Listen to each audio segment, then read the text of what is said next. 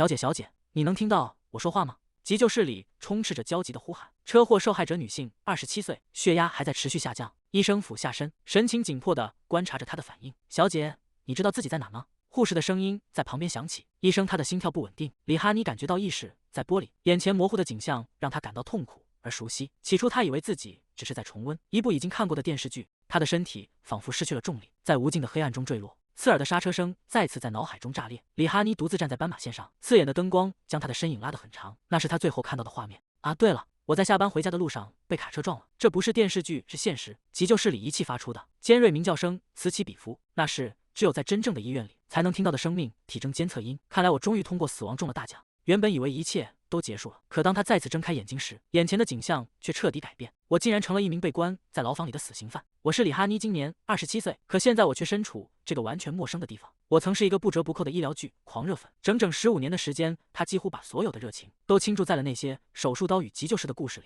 对他而言，一部劇如果沒有研究透徹，就不算真正看完。他是一個徹頭徹尾的醫療劇宅，反覆觀看同一部劇幾十遍只是基礎操作。他看遍了市面上幾乎所有的醫療系列劇，甚至開始鑽研起相關的專業書籍。他是如此認真地對待自己的愛好，直到某一天，這種專注被另一個完全不同的領域打破了。電腦屏幕上彈出一則消息：拜託了，就請看一次吧。那是一部名為《地下城解放者》的網絡小說。這是什麼東西？李哈妮疑惑地盯着屏幕，卻沒料到自己會徹底淪陷其中。那是一部連載了很久的浪漫奇幻小說，我竟然附身到了那本小說裡的一個死刑犯身上。阿斯特利德·奧伯特，或者更廣為人知的名字是奧布街的天使。在那個女性不被允許擁有職業的時代，她是一個和我年紀相仿的女人。儘管早已過了適婚年齡，她卻繼承了一間小診所，默默救助着那些貧困無助的人們。然而，加在她身上的罪名卻是非法行醫，真是諷刺。即便活得如此善良，他們依然把你當成罪犯對待。而現在，我竟然因為這個原因成了一名死刑犯。阿斯特利德扶着額頭，陷入了深深的苦惱。就在這時，一個聲音打斷了他的思緒：“奧伯特醫生。”阿斯特利德回過神，看向身邊的男孩：“啊，怎麼了，羅登特？”男孩有着一頭略顯凌亂卻依然耀眼的白金色短髮，那雙青綠色的眼睛清澈透明，此刻正閃爍着不安的水光。他仰起頭，眼眶紅紅地望着他。醫生。阿斯特利德心中一陣悸動，雖然現在看起來只是個惹人憐愛的小鬼，但他長大後可是會成為地下城的領導者，也就是這部小說的男主角。眼前的幼年版羅登特簡直可愛到了犯規的程度。阿斯特利德忍不住露出溫柔的微笑：“是的，是的，怎麼了？有什麼想對我說的嗎？”羅登特猛地撲進阿斯特利德懷裡，雙手死死揪住他的衣襟。天哪，他在哭嗎？阿斯特利德感到一陣揪心，他輕輕回抱住這個瘦小的男孩，試圖平復他的情緒。“你害怕嗎？別擔心，我會一直陪着你的。”羅登特把臉埋在他的肩頭，聲音裡帶着濃重的哭腔。“但是守衛們說你明天就要被處死了。”阿斯特利德愣住了，一股怒火瞬間湧上心頭。那些混蛋到底在對一個10歲的孩子胡說八道些什麼？他們簡直把他嚇壞了。他深吸一口氣，溫柔地拍打着羅登特的背，安撫着他斷斷續續的抽泣。“沒事的，羅登特，我不會有事的。根據小說的走向，解放者組織很快就會出現並救走我們。雖然我原定於黎明時分被押往刑場，但轉機就在眼前。那些反抗皇帝暴政的人，被稱為解放者的英雄們，一定會來救我們的。到底是什麼時候？如果救援遲遲不來，我可能真的會死。”砰！一聲沉悶的巨響在寂靜的監獄深處炸開。阿斯特利德猛地睜大眼睛，心跳隨之漏了一拍。砰砰！接連不斷的撞擊聲和爆炸聲在走廊回盪。阿斯特利德緊緊護住懷裡的羅登特：“來了，攔住他們！”監獄守衛的嘶吼聲伴隨着凌亂的腳步聲傳來，金屬鎧甲碰撞的摩擦聲此起彼伏。是解放者，在那邊！槍聲在狹窄的走廊裡轟鳴，火光映照着冰冷的石牆。阿斯特利德聽着外面的混亂，不安感卻愈發強烈。等等，萬一出了什麼差錯怎麼辦？哐當！牢房的鐵門被猛地推開。阿斯特利德·奧伯特，這個男人是解放者的2號人物灰師理查德。他站在牢房門口，深藍色上衣敞開露出結實的胸膛，整個人散發着硬朗而冷酷的氣息。“你是奧伯特醫生嗎？”阿斯特利德愣在原地，腦海中閃過無數念頭。這就是那個在小說裡威名赫赫的理查德。他下意識地抱緊了懷裡的羅登特。“是的，我是阿斯特利德·奧伯特，你找我有什麼事？”“在那邊，灰師在那邊。”監獄守衛的喊殺聲從走廊另一頭逼近。理查德冷靜地拔出左輪手槍，對着衝過來的守衛扣動扳機。砰砰！槍火在昏暗的走廊中炸裂。理查德收起槍，轉頭看向阿斯特利德：“沒時間解釋了，你必須跟我們走。”阿斯特利德拉起羅登特的手：“抓緊我的手，羅登特。”他跟在理查德身後走出牢房，看着這個男人寬闊的背影。這些被稱為解放者的人，絕不是出於純粹的善意才來救他的。他們冒死闖入監獄，理由只有一個：為了解放者的領袖，那位被稱為地下城之王的男人，今正在死去。但是在原著的故事線裡，真正的阿斯特利德並沒能救活他。3個月後，這位領袖最終還是死去了。隨着領袖的隕落，解放者組織分崩離析，四散而逃，而沒能完成使命的阿斯特利德也隨之迎來了自己的死期。阿斯特利德冷汗順着臉頰滑落，既然連真正的阿斯特利德都束手無策，我這個冒牌貨又要怎麼救活他？我只是個普通的上班族，在糖果公司工作，根本不懂什麼醫術。3個月。胡說！理查德那張冷酷的臉浮現在腦海中，他正舉着槍，眼神裡滿是殺意。去死吧，你這個庸醫！在那之前，我這個冒牌貨就會被識破，然後被處決。阿斯特利德打了個寒戰，好不容易獲得了第2次生命，我一定要活下去，必須想辦法拒絕他們，這是唯一的出路。理查德停下腳步，轉過身看向他，請跟我们走，我們需要你，奧伯特醫生。阿斯特利德停在原地，雙手緊緊交疊在胸前，露出一副柔弱而愧疚的神情。對不起。我甚至沒有正式的醫師執照，跟着你們只會成為負擔，很抱歉讓你們失望了。然而，他忽略了一個至關重要的事實，這樣應該就足夠了。只要表現得像個累贅，他們就會放棄我。理查德緩緩抬起手，黑漆漆的槍口穩穩地指向了阿斯特利德的額頭。我再問你最後一次，你願意跟我們走嗎？奧伯特醫生，冰冷的槍管抵在額頭上，阿斯特利德僵在原地，瞳孔因為極度的恐懼而劇烈收縮。從一開始，他就根本沒有選擇的餘地。等等，你居然突然把槍指向我！你不會真的開槍吧？你費了那麼大勁救我，你肯定不會殺我的，對吧？醫生，我們沒時間讓你慢慢考慮了。回答我是還是不？阿斯特利德盯着理查德的眼睛，那雙眼睛裡透出的寒意讓他確信，他真的會開槍，已經沒有退路了。他必須在這一刻做出抉擇，是現在就死在他槍下，還是等以後身份敗露再死？阿斯特利德在腦海中瘋狂掙扎，他深吸一口氣，閉上眼睛。我跟你們走，所以請先把槍放下。阿斯特利德舉起雙手，眼角泛起淚光。我只想活得久一點。理查德終於鬆開了扳機，將手槍收回懷中。謝天謝地，既然如此，那就謝謝你了。理查德從懷中取出一塊白布，在抵達地下城之前，請一直蒙住眼睛。阿斯特利德看着那塊布，神情有些僵硬。理查德繼續解釋：我不知道你什麼時候會嘗試逃跑，也不能冒險暴露地下城的位置。理查德走在前面帶路，阿斯特利德緊緊牽着羅登特的手，三人踩着碎石，發出沙沙的聲響，在黑暗中緩慢前行。既然事情已經變成這樣，那就往好處想吧。我的知識領先於這個時代，事情總會有轉機的。而且，阿斯特利德低頭看向身邊的孩子，這個選擇或許真的能幫到羅登特。畢竟他一直把阿斯特利德和理查德當成自己的父母。羅登特失去了所有被他視作家人的人，在復仇的火焰中煎熬了8年。他集結起解放者，將勢力擴張到如今的規模。在原本的故事裡，羅登特最終解放了帝國所有的公民。羅登特真是太可憐了，這對一個10歲的孩子來說，實在太難以承受。仔細想來，這部小說裡的每一個角色都充滿了悲劇色彩。除了羅登特，阿斯特利德還深愛着阿金，他曾不得不眼睜睜看着心愛的人在面前死去。如果我掌握的現代醫學知識能對阿金有所幫助的話，現代醫学的介入讓壽命延長了整整1年。如果能做到這一點，羅登特能安心生活的日子是不是也會隨之增加？不，快清醒過來！現在最重要的事情是活下去。所有我崇拜的醫生們，請賜予我力量吧。首先，我必須盡可能隱藏自己是個庸醫的事實，而且等時機成熟，我一定要逃走。理查德帶着2人特穿過石拱門，我們到了。蒙在眼前的白布被緩緩解開，阿斯特利德眨了眨眼，視線逐漸清晰，眼前的景象讓他屏住了呼吸。這裡是地下城，一座宏偉的城市在深淵中延展，無數建築閃爍着燈火，層層疊疊的構築成一個奇蹟般的地下世界。阿斯特利德牽着羅登特的手，難以置信地環顧四周。哇，這裡真的是地下嗎？理查德側過身，請往這邊走。既然阿金住在這裡，那他住的地方一定也很漂亮吧？畢竟他可是這座地下城的王。阿斯特利德停下腳步，前方出現了一道耀眼的光芒，那是一座宏偉的令人屏息的大門矗立在眼前，雕花繁複，氣勢逼人。阿斯特利德站在门前，顯得格外渺小。理查德推開沉重的門扉，側身示意進去吧，醫生。阿斯特利德深吸一口氣，努力平復狂跳的心臟。沒錯，即便闖入虎穴，只要保持冷靜就能活下去。不要害怕，他在心底反覆告誡自己。羅登特緊緊跟在他的身側，兩人在空曠的大廳內走動，腳步聲清晰可聞。理查德走向房間深處，對着層層帷幕後的身影低聲開口：“阿金，我把奧伯特醫生帶過來了。”一陣劇烈的咳嗽聲從帷幕後傳出。天哪，這咳嗽聲！他驚恐地捂住嘴，心臟猛地一沉，聽起來簡直就像快要死了一樣。理查德掀開帷幕，扶着一名虛弱的男子坐起身。那人抬起頭，看向站在大廳中央的阿斯特利德：“你就是奧伯特醫生嗎？”眼前的男人面容清俊，他微微勾起唇角，露出一抹淺笑。阿斯特利德愣在原地，大腦瞬間宕機。什麼？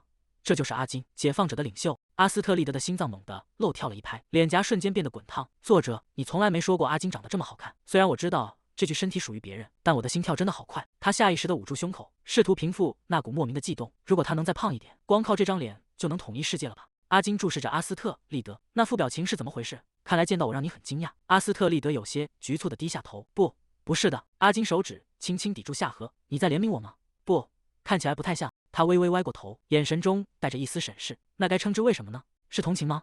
阿金突然輕笑出聲，眼神變得玩味起來。你是在想我唯一的缺點就是太瘦了？阿斯特利德猛地僵住，整個人如遭雷擊。哎，難道我剛才把心裡話說出來了？這家伙難道會讀心術嗎？還是說他會什麼魔法？阿金看着阿斯特利德驚慌失措的樣子，輕聲安撫：你不需要恐慌，我只是比別人反應快一點而已。阿斯特利德愣在原地，滿臉不可置信。他又猜中了，這真的不是什麼可疑的魔法嗎？我能從一個人的表情中讀出他的情緒，剩下的部分只需要靠推論來填補空白。他停在阿斯特利德面前，微微低下頭，拉近了彼此的距離。你的好奇心得到滿足了嗎，奧伯特醫生？阿斯特利德呆呆地望着阿金，僅通過觀察表情就能看穿人心，這得聰明到什麼程度？不愧是反抗軍的領袖。他尷尬地乾笑2聲，試圖掩飾內心的震撼。阿金突然劇烈地咳嗽起來，聲音比剛才更加沉重，仿佛要將整個胸腔震碎。阿斯特利德的臉色瞬間變了，怎麼突然咳得這麼厲害？他開始大口喘氣，身體因為痛苦而劇烈顫抖。等一下！阿斯特利德顧不得許多，猛地衝上前去，一把抓住了阿金的手腕。他動作迅速地扣住他的脈搏。阿金愣住了，原本深邃冷峻的眼神中閃過一絲錯愕。這個傷口難道是？他的身體突然失去支撐，腳步踉蹌，整個人向後倒去。阿斯特利德發出一聲驚呼，阿金重重地倒在地上，阿斯特利德順勢撲倒在他的懷裡。阿金低頭看着懷中的醫生，這位新醫生的治療方式還真是大膽，不是嗎？不過如果再流血的話，我真的會死掉的。如果你也打算用放血療法的話，那我就只能謝絕了。在這個時代的醫生眼中，疾病源於體液失調，因此他們會為病人排掉數升的血液，這種醫療手段被稱為放血療法。阿斯特利德站在阿金面前，心中滿是驚愕。我早有預感，但真沒想到他們竟然真的在進行放血療法。這個時代太危險了，死亡的旗幟簡直插滿了每一個角落。在進行這種手術時，他們真的會對器械做消毒處理嗎？阿斯特利德環顧四周，房間裡亂得一塌糊塗，到處堆放着雜物。他猛然意識到一件事，等等，仔細想想，我現在也是一副邋遢的樣子，畢竟是一個在牢房裡被關了1周多的人。阿斯特利德有些局促地開口：那個，打擾一下，我可以先洗個澡嗎？先生。夜幕降臨，首領，我的治療始於一個簡單的規則，病人的環境必須保持清潔，這不僅包括病人周圍的人，也包括房間本身。阿斯特利德換上了一身整潔的藍色長裙，棕色長髮打理得井然有序。阿斯特利德環顧四周，語氣冷靜，但就目前來看，這裡一點也不像是個適合病人居住的地方。阿金推了推眼鏡，翻看着手中的記錄，輕咳了2聲，他真是1秒鐘都等不及，馬上就要開始工作了。那個首領，我可以提幾個要求嗎？阿金抬起手指尖，輕輕拂過眼鏡架，不必這麼緊張，既然你是我的私人醫生，需要什麼儘管開口。既然如此，阿斯特利德猛地拉開窗簾，我要求所有進入這個房間的人必須洗手並佩戴口罩。阿金發出一聲疑惑的輕哼，他開始滔滔不絕地列出清單。我們要告訴清潔工使用酒精，床單必須每2天更換1次，窗簾每周清洗1次，還有你的飲食，你現在的進食量太少了，我會和廚師溝通，制定一份更容易入口的食譜。另外還要保證每天的飲水量。怪才一旦聊起自己的專業領域，就會變成話癆。阿斯特利德伸出手，首先要處理你手臂上的出血，能把手給我嗎？阿金輕笑出聲，這位新醫生確實要求很多，很有趣。阿斯特利德的心跳猛然漏了一拍，臉頰泛起紅暈，他的長相簡直是在攻擊我的心臟。我剛才到底在想什麼？竟然讓他那樣抱着我。他慌亂地避開視線，強迫自己冷靜下來。那麼我現在開始為傷口消毒。他拿出一瓶透明的液體，傾斜瓶身，將液體緩緩澆在阿金受傷的手臂上。阿金的身體猛地一僵，眉頭緊鎖，發出一聲悶哼。阿斯特利德戴上口罩，眼神專注地盯着阿金的傷口。阿金察覺到他的視線，黑醫生，你能不能把注意力放在治療上，而不是一直盯着我的臉看？阿斯特利德沒有理會他的調侃，仔細檢查着他的手臂，萬幸傷口還沒有惡化發炎。仔細想想，這座地下城幾乎應有盡有。他拿起一罐藥膏，心中暗自納悶，他們到底是怎麼做出這種藥膏的？你千萬不能忘記我告訴過你的話。所以，羅登特乖巧地舉起雙手，我是不是每次進來之前都要先洗手？阿斯特利德欣慰地摸了摸他的頭，沒錯，羅登特真是個聰明的孩子。羅登特開心地笑了起來，順勢撲進阿斯特利德的懷裡，緊緊抱住他。阿金以前經常親自教導像羅登特這樣有潛力的孩子，但那對他的身體來說是一種負擔。我也想讓他停下來，但是他憂心忡忡，恐怕現在告訴他不要工作，只會讓他壓力更大。理查德，帶醫生去他的住處，順便把他介紹給其他人。阿斯特利德愣了一下，難道這意味着？阿金轉過頭，叫我阿金就好。他注視着他的眼睛，眼神深邃。以後就拜托你了，奧伯特醫生。阿斯特利德回到房間，精疲力竭地倒在床上，發出沉重的悶哼。這簡直要了我的命。阿斯特利德回想起這一整天的混亂，從被理查德步步緊逼，到手忙腳亂地制定衛生規則，甚至還要應付阿金娜，仿佛能看穿人心的視線。他長舒一口氣，總算是有驚無險地熬過去了。他躺在床上，目光無意間掃過房間裡的書架。現在仔細看看，書架上擺滿的竟然全是醫學典籍，如何止血、放血療法注意事項。阿斯特利德的臉色沉了下來，這些全都是垃圾，我得把它們全部扔掉。一本醫書從架子上掉落，重重地摔在地上，發出沉悶的聲響。阿斯特利德從床上爬起來，走到那堆散落的書籍前，難道這些書也知道自己是垃圾，所以才表現得這麼卑微嗎？他彎下腰，指尖輕輕觸碰書頁，這是什麼？書頁上赫然寫着幾個大字：煉金術入門。在這個世界裡，存在着一種被稱為魔力石的能量源，它們看起來用途廣泛，或許也能用於醫療，不僅僅是現代醫學知識。如果結合這個世界的煉金術，或許能找到治愈阿金疾病的突破口。他合上書本，雙手用力一拍，好，就這麼辦。阿斯特利德興奮地在床上打滾，雙腿在空中亂踢，發出一陣歡呼。加油！理查德站在走廊裡，聽着房間內傳來的動靜，神情複雜。他到底在裡面幹什麼？他伸手握住門把手，準備推門而入。阿斯特利德手裡舉着一塊白布。進屋之前，你必須先戴上口罩。理查德站在門前，無奈地扶住額頭，長嘆了一口氣。好吧，我會把嘴捂上的。阿金坐在床邊，手裡正翻閱着書籍。理查德，既然來了，為什麼不進來？他轉過頭，看到理查德的樣子後愣住了，隨即爆發出一陣大笑。哈哈哈哈！你臉上戴的是什麼東西？理查德戴着白色的口罩，只露出一雙銳利的眼睛。阿金笑得直不起腰。看來你決定聽從那位新醫生的建議了。理查德拉了拉口罩的邊緣，發出一聲悶哼，掩飾着自己的尷尬。阿金，在你眼裡，你覺得這位新醫生怎麼樣？奧伯特醫生。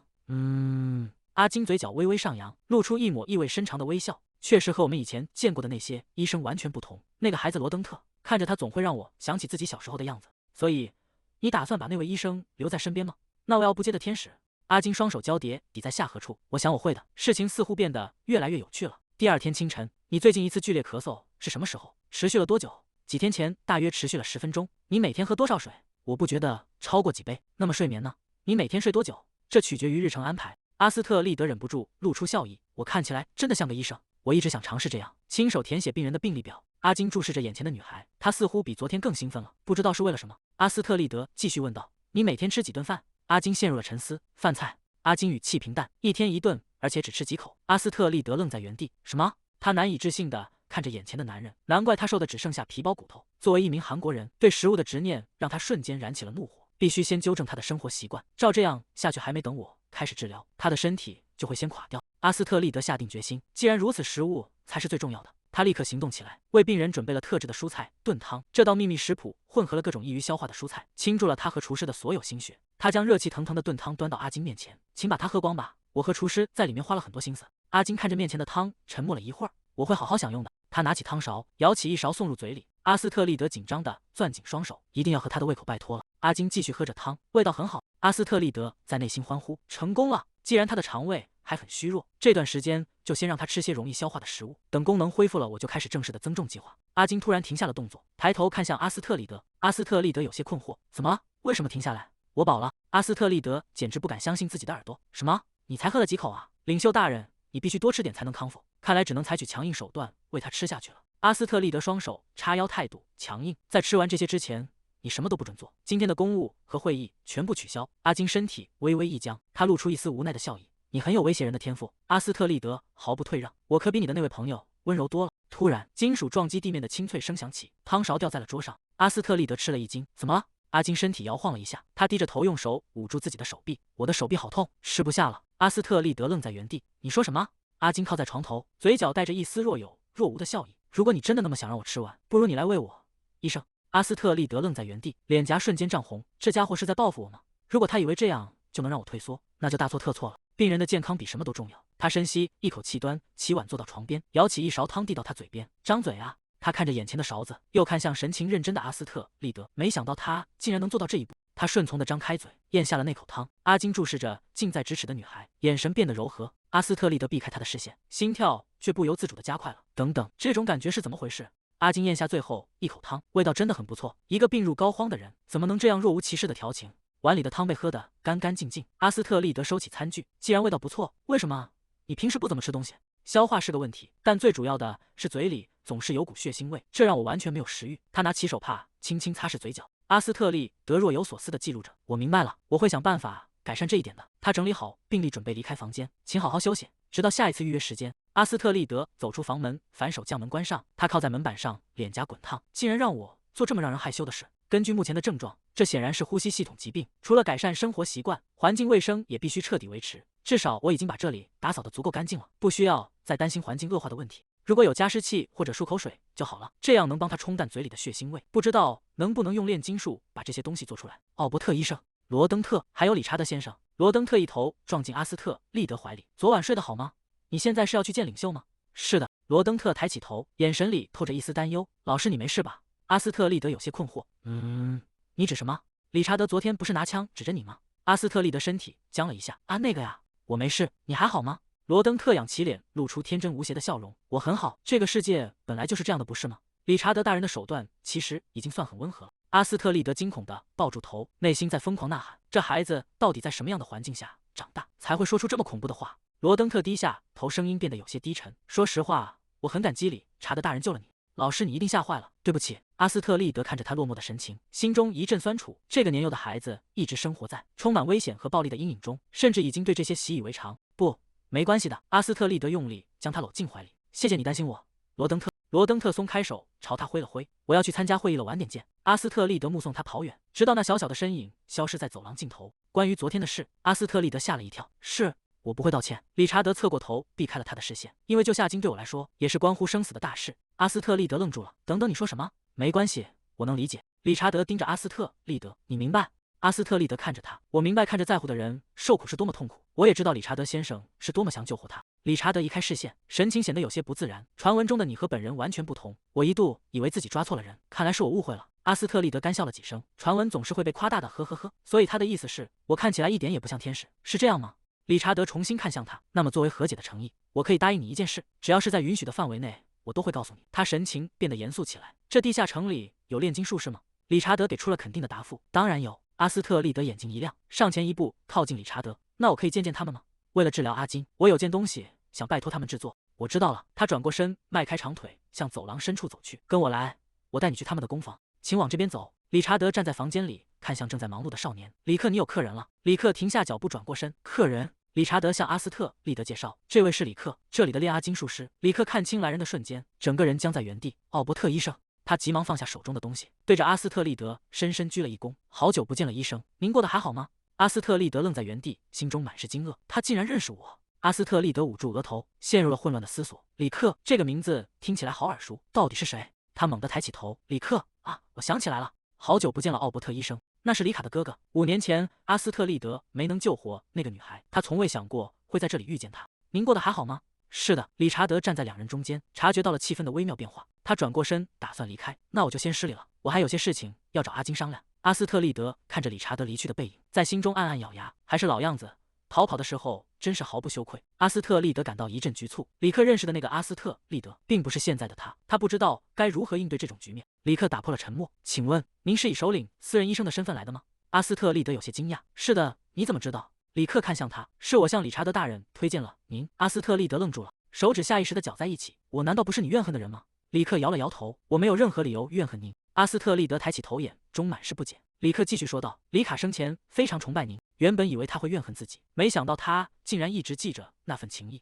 他環顧四周，看着擺滿藥瓶和儀器的房間。我不知道你在這裡當煉阿金術師。里克整理着桌上的實驗器具。離開奧部加入解放者之後，是首領親自教我煉阿金術的。說真的，還有什麼是阿金不會做的嗎？除了保持健康以外。他看向桌上的藥瓶，突然想到了什麼。難道說那個祛疤藥膏也是你做的？里克點了點頭，是的，您已經試過了吧？阿斯特利德猛地抓住里克的雙手，神情變得興奮起來。當然試過了，那個真的幫了大忙。里克，你真是個天才。里克愣在原地，臉頰泛起紅暈。阿斯特利德看着眼前的少年，心中滿是感慨，仿佛就在昨天，他還在教這個孩子讀書識字，轉眼間他已經成長到了這種地步。里克輕聲開口，醫生。阿斯特利德應道，怎麼了？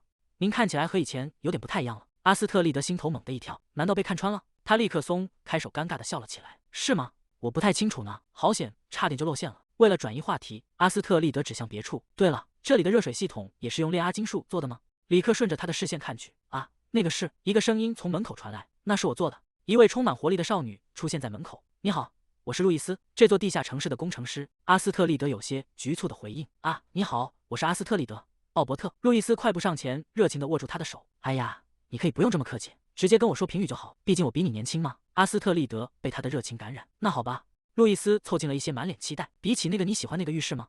沒錯，我一到這裡就去洗漱了，當時真的被嚇了一跳。那個可以自由控制溫度的淋浴系統，簡直就像是……路易斯追問道。像是？阿斯特利德差點脫口而出，總不能說是21世紀的產物。他急忙改口，簡直就像是只能在夢裡見到的技術。路易斯開心地大笑起來，哈哈哈，我做的確實很棒吧？其實原理很簡單，那是參考了矮人文明的武器制造出來的。先用帶有水屬性的魔石制造出淨水，再用火屬性魔石進行加熱。阿斯特利德聽得一愣一愣的，那只要有魔石，不就可以永遠用下去了嗎？路易斯摆了摆手，倒也不是永遠，等魔石裡的能量耗盡，還是需要更換的。阿斯特利德倒吸一口涼氣，魔石不是很貴嗎？這樣消耗下去真的沒問題嗎？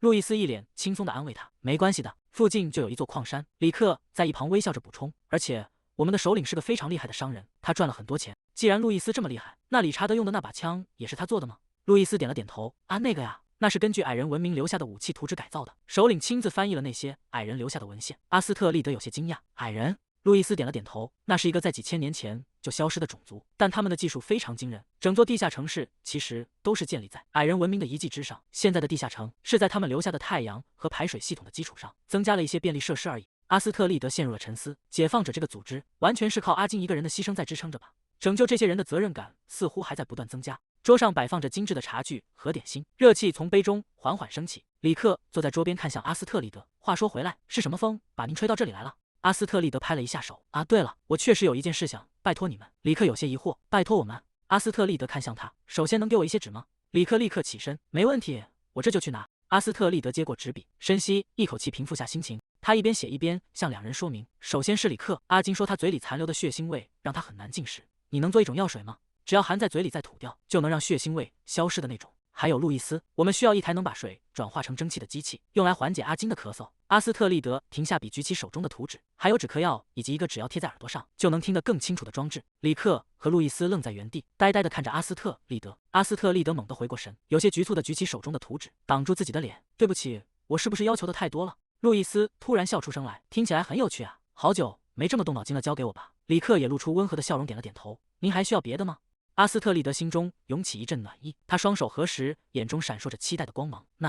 那就再加一個。幾天後，阿金坐在窗邊，摘下眼鏡，看向推門而入的人。醫生，那些袋子裡裝的是什麼？阿斯特利德露出燦爛的笑容，哈哈，這些都是為您準備的治療用品。他將帶來的東西一一擺放整齊，那是他向里克和路易斯定制的成果：草莓口味的止咳藥水，橙子口味的退燒藥，改良版的祛疤藥膏，一台加濕器，一副听診器，以及一只醫療手電筒。阿斯特利德握着那只精致的手電筒，心中滿是成就感。說實話，想要手電筒完全是出於我個人的私心，這簡直是每個醫學生的夢想。阿金看着阿斯特利德，嘴角微微上揚，這次他又打算做什麼？阿斯特利德深吸一口氣，雙手叉腰，神情變得無比堅定。好，那麼他猛地指向阿金，語氣不容置疑，請把衣服脫掉。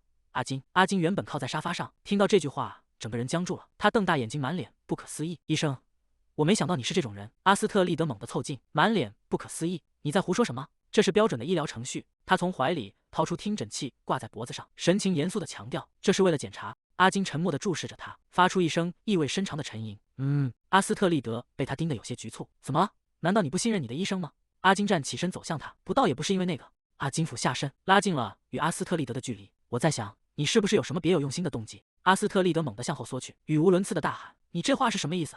你只需要讓我看看你的上半身，就看一眼。阿金直起身子，舉起雙手，做出投降的姿態。好吧，我明白了。他重新坐回床邊，修長的手指搭在衣襟上，解開了襯衫的扣子。阿斯特利德僵在原地，握着听诊器的手微微顫抖。這是他第一次如此近距離地面對異性的身體，他看起來似乎比穿着衣服時還要消瘦一些。阿斯特利德深吸一口氣，失禮了。他傾過身，將聽診器貼在阿金胸前。房間裡陷入了死一般的寂靜，只有時鐘滴答作響，伴隨着沉重而急促的心跳聲，咚咚咚。阿斯特利德屏住呼吸，仔細分辨着那微弱的雜音。雖然我不是這方面的專家，不能完全確定，但是這種咕嚕咕嚕的聲音，我知道這不是什麼好兆頭。阿斯特利德收起聽診器，如釋重負地嘆了口氣。他拿起記錄板，首先你需要開始定期服藥了，還有每天一次。你需要在有人搀扶的情況下，在房間裡走一圈。你一直臥床不動，肌肉都快萎縮了。阿金低聲嘟囔，我不覺得已經萎縮到那種程度。理查德很忙，我不能一個人做嗎？阿斯特利德並沒有理會他的反駁。萬一你摔倒骨折了怎麼辦？不如在身邊留個僕人，如果發生緊急情況，他們能立刻通知我們。阿金的嘴角微微抽動，他垂下眼簾，語氣冷淡而堅決。我不留僕人在身邊。阿斯特利德愣住了，你說什麼？阿金坐在床邊，神情平靜。人類終究只是人類，我有什麼特別的？憑什麼去命令別人？阿斯特利德愣住了，在這個階級決定待遇的世界裡，這種話竟然出自被稱為地下城之王的人口中，他實在太高尚了。阿斯特利德輕咳一聲，掩飾內心的動搖。阿斯特利德伸出手，輕輕握住他的手腕。那你就換個角度想吧，你接受的不是僕人的服侍，而是同伴的幫助。你現在是個病人，絕對需要有人照顧你。如果你討厭命令別人，那就把精力集中在早日康復上。阿金沉默片刻，嘴角浮現出一抹淡淡的弧度。既然醫生都這麼說了，我想我可以找那些還沒被分配任務的孩子們來幫忙。阿斯特利德的眼睛亮了起來。真的嗎？那真是個好主意。阿金看着阿斯特利德興致勃勃的樣子，輕笑出聲：“你是不是有點太熱情了？看來你真的很想治好我，醫生。”我当然想。阿金的笑容僵在臉上，眼神中閃過一絲錯愕。阿斯特利德雙手叉腰，理直氣壯的大聲宣告：“你以為我留在這裡是為了什麼？最近這段時間，我沒日沒夜想的全部都是你。”阿金愣在原地，手不自覺地撫上胸口，陷入了長久的沉默。阿斯特利德猛地捂住嘴，剛才那句話聽起來是不是很奇怪？總之记得按時吃药，一定要堅持鍛鍊。阿金低頭掩住嘴角，發出一聲輕笑：“好，我會記住的。”他注視着阿斯特利德慌亂離去的背影，眼神變得柔和。正式治療已經開始了一段時間，但進展並不順利。阿金的情況沒有明顯的起色，他有些苦惱地托着腮，總不能給他插上呼吸機吧？這種醫療條件根本做不到。阿斯特利德翻動着手中的醫書，目光突然停留在其中一頁。他湊近書頁，仔細研讀着上面的文字。阿斯特利德猛地睜大眼睛，他拍案而起：“對啊，我怎麼早沒想到這個？理查德，理查德！”他一路小跑來到書房，推開門。理查德轉過頭，有些意外地看向气喘吁吁的阿斯特利德。“奧伯特醫生。”阿斯特利德還沒來得及開口，理查德便舉起手中的一個白色大瓶子。“來得正好，我正準備去把里克新研發的清洁劑送給你。”阿斯特利德驚喜地叫出聲來。“哇，真的嗎？”阿斯特利德连連擺手：“不是那個。”“理查德，你提過地下城裡有一個溫室對吧？”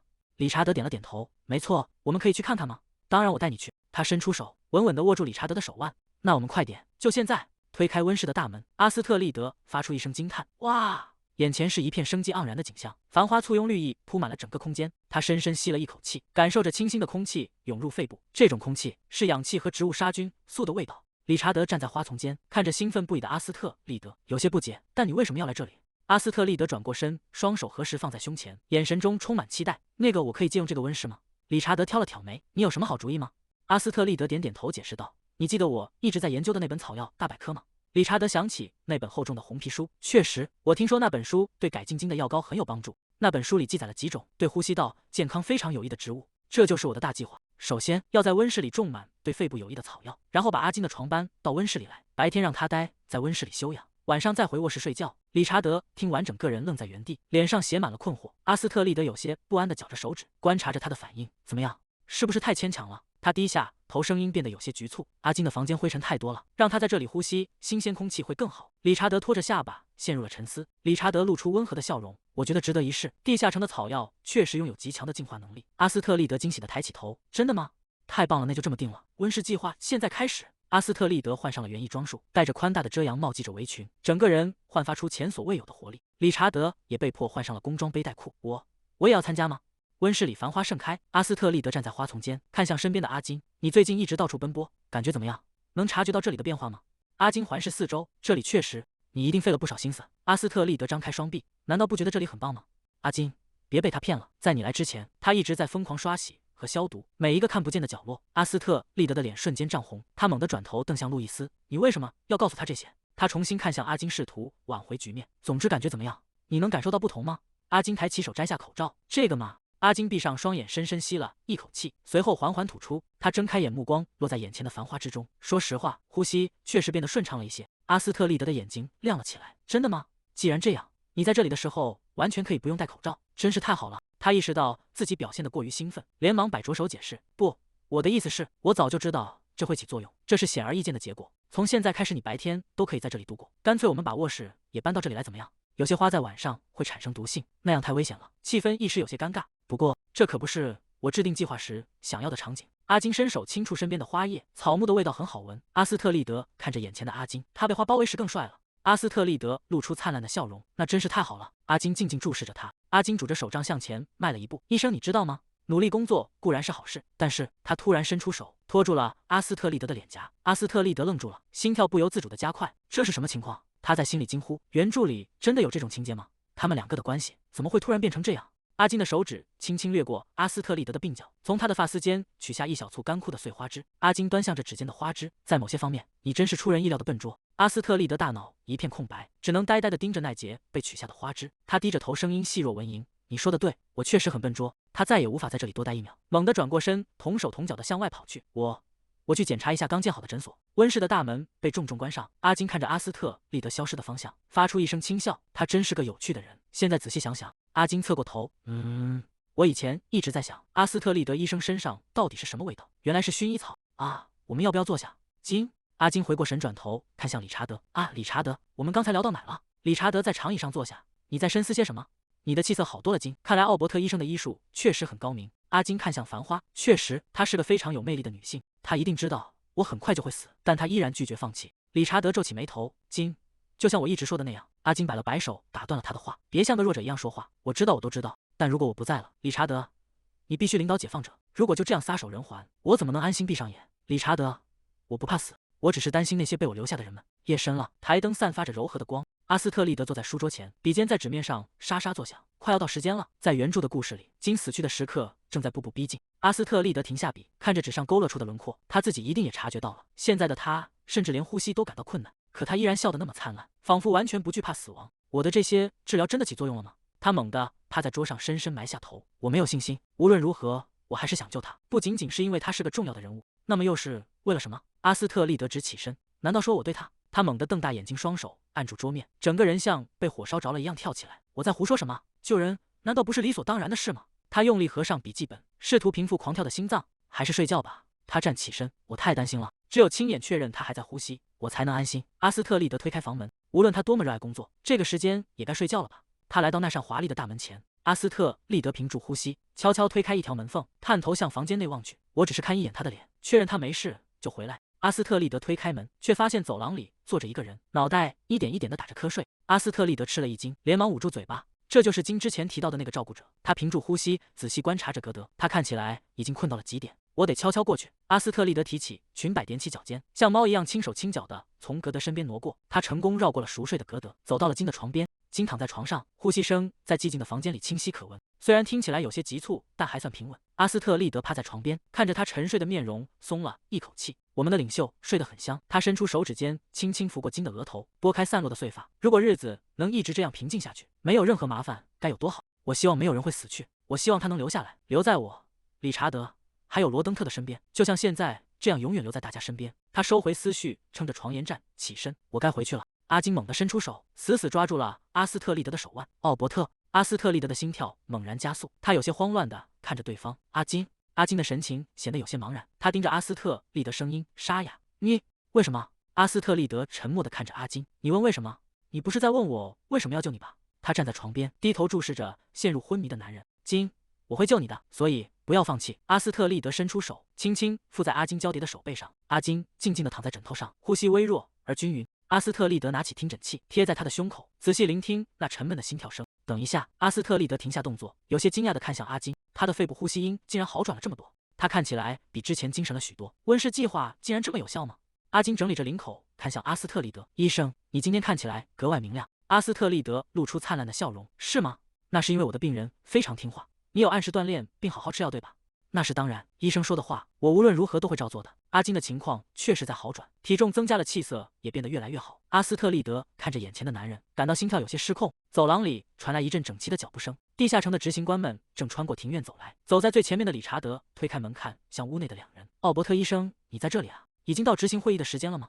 那我先告辭了。”阿斯特利德抱着病歷本，匆匆向門口走去。執行官們紛紛側身讓路，禮貌地向他告別：“醫生，請慢走。下次見，奧伯特醫生。”阿斯特利德低着頭，快步離開。那些充滿敬意的目光讓他感到壓力倍增。這種注視實在太過火了。我明明只是個庸醫而已。他停下腳步。無論如何，事情總算在往好的方向發展。看着那些執行官聚在一起的樣子，阿斯特利德忍不住想，他們明明看起來一點都不大，卻又莫名的有些可愛，簡直就像睡美人的王子和仙女們聚在一起。他搖了搖頭，甩掉這些奇怪的念頭。不行，我得趕緊回診所工作了。最近他擁有了一間屬於自己的私人診所，雖然布置的不算奢華，但醫療設備一應俱全，這簡直就像做夢一樣。他坐在桌前，雙手托着下巴，靜靜享受着這片刻的安寧。門外傳來急促的敲門聲。醫生，阿斯特利德抬起頭，羅登特，你來了。羅登特推開門，臉上掛着燦爛的笑容。是的，我剛才和里克還有路易斯在一起。自從來到這裡，羅登特長得可真快啊。阿斯特利德蹲下身，你最近是不是經常去找那兩個人？我的羅登特是想成為像里克那樣的煉金術士嗎？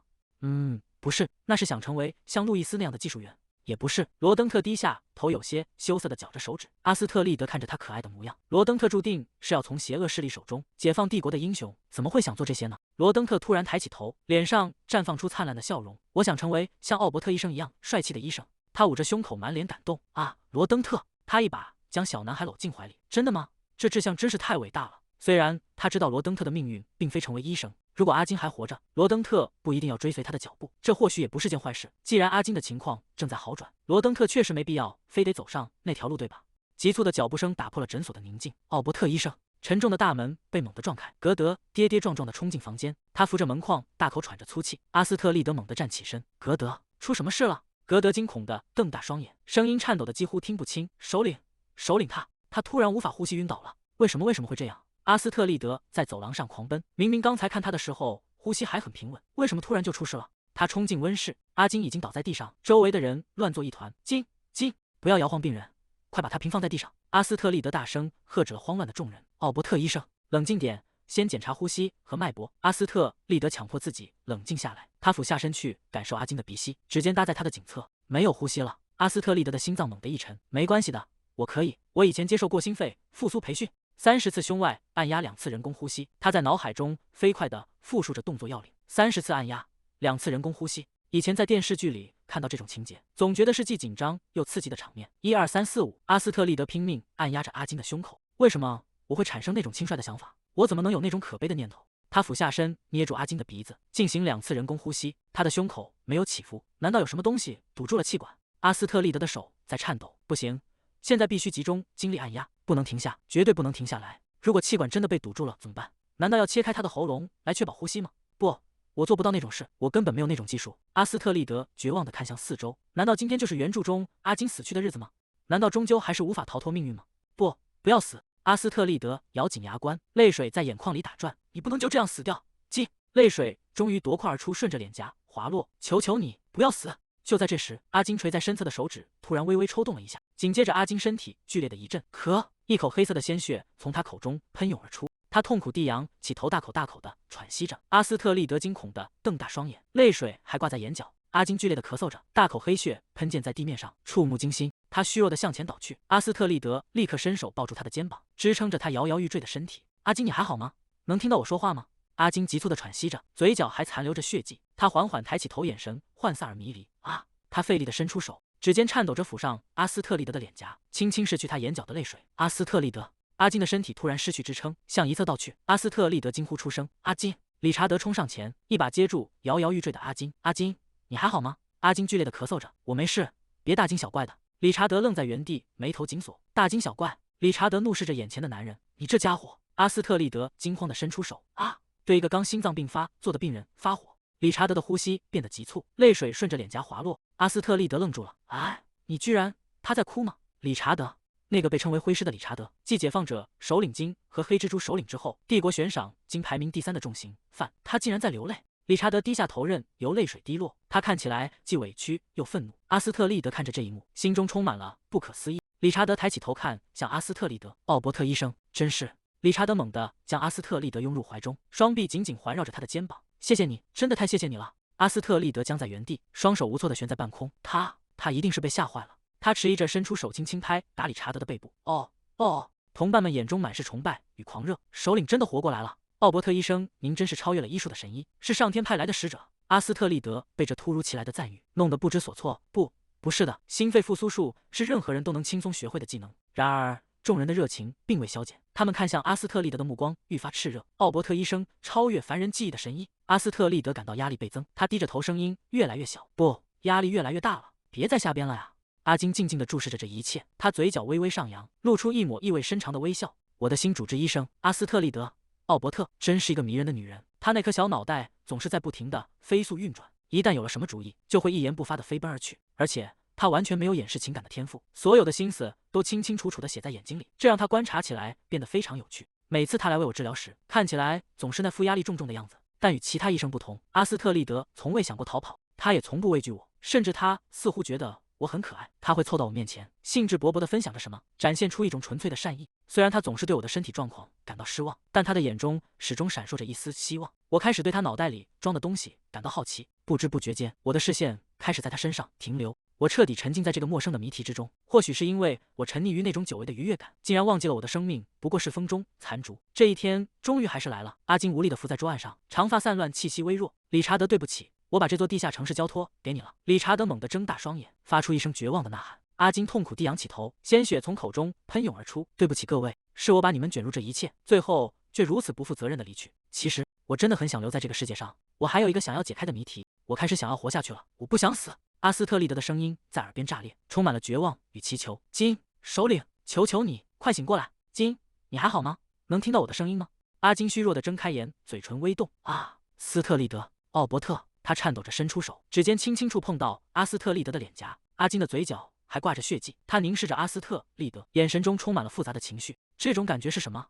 我想解開的謎題，我想要活下去。難道我……阿金艱難地支撐着身體。奧伯特，難道我是在覬覦他？阿金的視線開始搖晃，意識逐漸模糊。啊，沒錯，我的生命隨時都可能終結，怎麼敢如此貪心？阿金垂下眼簾，掩蓋住眼底的情緒。不要再抱有這種無用的希望了，放下這份貪念吧，將這些感情徹底埋葬，這對所有人來說都是最好的選擇。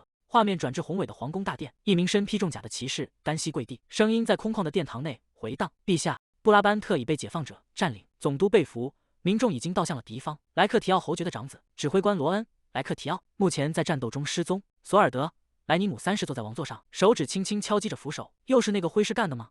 是的，陛下。騎士低下頭，聲音顫抖着繼續匯報。他始終衝在最前線，但是正如預料的那樣，這次行動的幕後主使是那位王。再說一遍，騎士被這股威壓震懾，身體浮得更低。這次行動是地下城市的王。話音未落，騎士的身體猛地失去平衡，向一側歪斜，鮮血濺落在華麗的紅地毯上。索爾德站起身，手中長劍斜指地面，血珠順着劍尖滴落，發出輕微的聲響。這個帝國唯一的皇帝只有我不明白為什麼那個膽敢自稱為王的人竟然還活着，你們說呢，各位大臣？3個月前，一名從地下城逃出來的醫生曾這樣說過：那個叫金的人生命已經走到了盡頭。他說，無論如何，那個人都撐不過幾個月。索爾德站在宏偉的階梯前，手指抵住下頜，陷入沉思。從他們計劃佔領布魯萬來看，那個混蛋似乎還活着，這怎麼可能？台階下的大臣們誠惶誠恐，紛紛低下頭，不敢發出一絲聲音。索爾德冷笑一聲，這倒也不是什麼難辦的事。他抬起頭，眼神中透出令人膽寒的殺意，去查清楚到底發生了什麼。如果有人試圖讓他繼續活下去，那就把他們全部殺掉，撕成碎片。奧伯特醫生，你不打算睡覺嗎？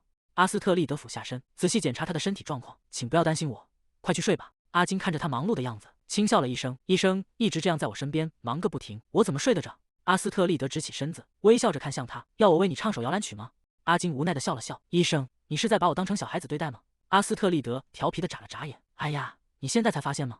他走到燈架旁，我會把燈關掉，試着睡一覺吧。阿金看着他的背影，你也該休息了，醫生。阿斯特利德輕手輕腳地整理好病歷本，他停下腳步，回頭看向床鋪，睡着了嗎？阿金閉着雙眼，呼吸變得平穩均勻。阿斯特利德看着熟睡的阿金，露出一絲微笑。看來剛才的光線對他來說確實太亮了。我們的金還真是敏感。他伸出手輕撫在他的額頭上，讓我看看。沒有發燒，呼吸也很平穩，睡得很香。房間裡只剩下均勻的呼吸聲。阿斯特利德就這樣陪在他身邊，晨光透過高大的窗戶灑進房間。阿金已經醒了，看着趴在床邊熟睡的阿斯特利德，他還在睡。這一整天他都在為了我忙碌。阿斯特利德發出一聲含糊的呢喃，眉頭微微動了動，隨後猛地驚醒。他撐起身體，驚慌地看向四周。現在幾點了？我竟然在阿金的房間裡睡着了。天哪，太陽什麼時候升起來的？等等，金的情況怎麼樣了？阿金靜靜地躺在床上，雙眼緊閉。阿斯特利德屏住呼吸，湊近觀察他的臉龐，還有呼吸。脈搏呢？脈搏怎麼樣了？阿斯特利德俯下身，將耳朵緊緊貼在阿金的胸膛上，想要確認那顆心臟跳動的頻率。然而，耳畔傳來的聲音讓他瞬間僵住，他的瞳孔猛地收縮，心跳聲沉重而雜亂，震動着他的耳膜。阿斯特利德驚恐地抬起頭，雙手用力抓住阿金的肩膀，拼命搖晃。金！阿斯特利德用力搖晃着病床上的男人。金！快醒醒，振作一點！一只手突然伸出，穩穩地抓住了阿斯特利德的手腕。阿金緩緩睜開眼，眉頭微蹙。我睡得很香，你為什麼要吵醒我？阿斯特利德顧不得被抓疼的手腕，神情焦急萬分。你的心跳太快了，簡直不正常。你哪裡不舒服嗎？阿金鬆開手，避開了他的視線。我很好，完全沒問題。這絕對是在撒謊，他現在的狀態肯定不對勁。阿斯特利德一把抓住阿金的衣領，快坐好，我要用聽診器重新檢查一遍。他才無奈地抬起手。好了，等一下。他輕輕嘆了口氣。阿斯特利德滿心疑惑，他今天到底是怎麼了？為什麼表現得這麼奇怪？阿金轉過身敞開衣襟，現在你可以盡情聽個夠了。阿斯特利德戴上聽診器，總覺得哪裡不太對勁。阿金看着他認真的模樣，輕笑出聲：看吧，我完全沒問題，所以你現在可以不用擔心了。阿斯特利德愣在原地，滿心困惑。他低下頭，在病歷本上飛快地記錄着：早上6點32分，觀察到異常脈搏，原因不明。那天下午，溫室花房內繁花盛開。阿斯特利德牽着羅登特走過長廊。金，你現在忙嗎？羅登特在一旁興奮地揮動着手臂。首領，該吃藥了。阿金正坐在桌前處理文件，他放下手中的筆，抬起頭，已經這麼晚了嗎？不過羅登特怎麼也跟着過來了？羅登特仰起臉，露出燦爛的笑容。我想看阿斯特利德醫生工作的樣子，我想向真正的醫者學習。阿斯特利德被誇得有些不好意思。哎呀，羅登特你真是太可愛了。阿斯特利德走向桌邊，我先去倒點水，配合藥物一起服用。阿金點了點頭，好。阿斯特利德拎起水壺，將水注入杯中。早晨那種心動过速的情況应該不會再發生了吧？如果從呼吸系統問題轉變為循環系統問題，那就真的嚴重了。醫生，阿斯特利德回過頭，這是我為你做的醫生。羅登特高舉着一個用綠葉和紅果實編織成的花環，臉上洋溢着純真的笑容。阿斯特利德驚喜地睜大眼睛，哇！他蹲下身子，任由羅登特將花環戴在自己頭上。謝謝你，羅登特。如果把這些花草曬乾，或許能成為給金調配的藥材。不過只要羅登特開心就好。阿斯特利德扶着頭上的花環，你覺得怎麼樣？羅登特在一旁拍着手歡呼，你太漂亮了。阿金半天沒有回應。羅登特看向坐在那裡的阿金，首領你還好嗎？阿金呆呆地望着阿斯特利德，過了好一會兒，他才發出一聲模糊的感嘆，啊！鮮紅的液體突然從他的鼻腔中流出，阿斯特利德嚇得尖叫起來，啊！金！你流鼻血了，快止血！阿金慌亂地捂住口鼻，我沒事，這只是……話還沒說完，他整個人向後仰倒，重重地摔在地上。首領！羅登特的驚叫聲在溫室裡回盪，這位首領到底是怎麼回事？理查德推開溫室的大門，阿金，我進來了。他懷裡抱着厚重的紅色書籍，神情中帶着一絲擔憂。阿金，你還好嗎？你剛才暈倒了，你怎麼變成這樣了？難道又是那個症狀嗎？阿金伏在桌案上，雙手交疊抵住下頜。理查德，我們遇到大麻煩了。理查德愣在原地，什麼？理查德顯得有些局促不安。如果連你都說是大麻煩，難道是秘密通道被發現了，還是我們的物資短缺了？阿金坐在桌前，雙手撐着桌面，並不是那樣。他垂下眼簾，聲音很輕，我想活下去。理查德愣住了，有些不敢置信地追問，你說什麼？我開始想要活下去了，我不想死，我想獲得幸福，不是為了別人，而是為了我自己。阿金坐在桌前，雙手緊緊交疊在一起，我該怎麼辦？理查德，我真的好怕死。理查德握緊了拳頭，那麼，難道你以前是想死的嗎？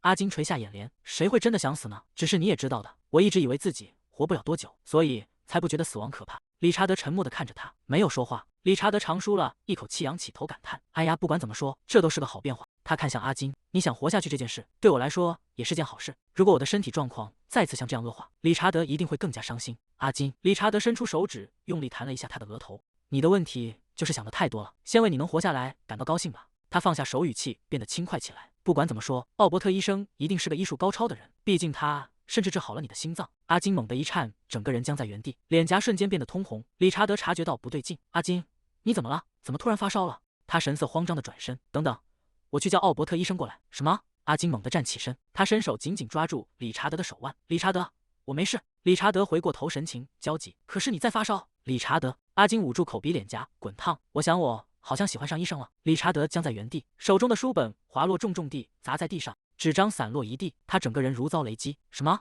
筆尖在紙面上劃過，發出沙沙的聲響。距離阿金那次死裡逃生已經過去了3個月，幸運的是阿金依然活着。阿斯特利德坐在桌前，專注地書寫着記錄。看來我們已經成功逃離了他原本的命運。然而這份喜悅並沒能持續太久，阿金的身體再次出現了異常反應。阿斯特利德想起不久前的那次意外，他打翻了咖啡，甚至直接昏倒在眾人面前，那種場面讓所有人都陷入了恐慌。更糟糕的是，他最近心動過速的頻率越來越高。阿斯特利德停下手中的筆，陷入了沉思。他開始感到害怕，仿佛無論自己如何努力，阿金都無法逃脫死亡的命運。求你了，別再讓我這麼擔驚受怕了，我只希望他不再遭受痛苦。奧伯特醫生，奧伯特醫生！門外傳來急促的呼喊聲，傷員被送過來了。阿斯特利德猛地站起身，雙手撐在桌面上。他想起今天確實有一場重要的戰鬥，把他們帶到這邊來。一群士兵抬着傷員湧入醫務室，腳步聲雜亂而沉重，確認沒有人受致命傷，這讓他稍微鬆了一口氣。真是萬幸，奧伯特醫生，請先看看這位病人，他的手臂傷得很深。阿斯特利德指着旁邊的病床，請把他放平，躺在這裡。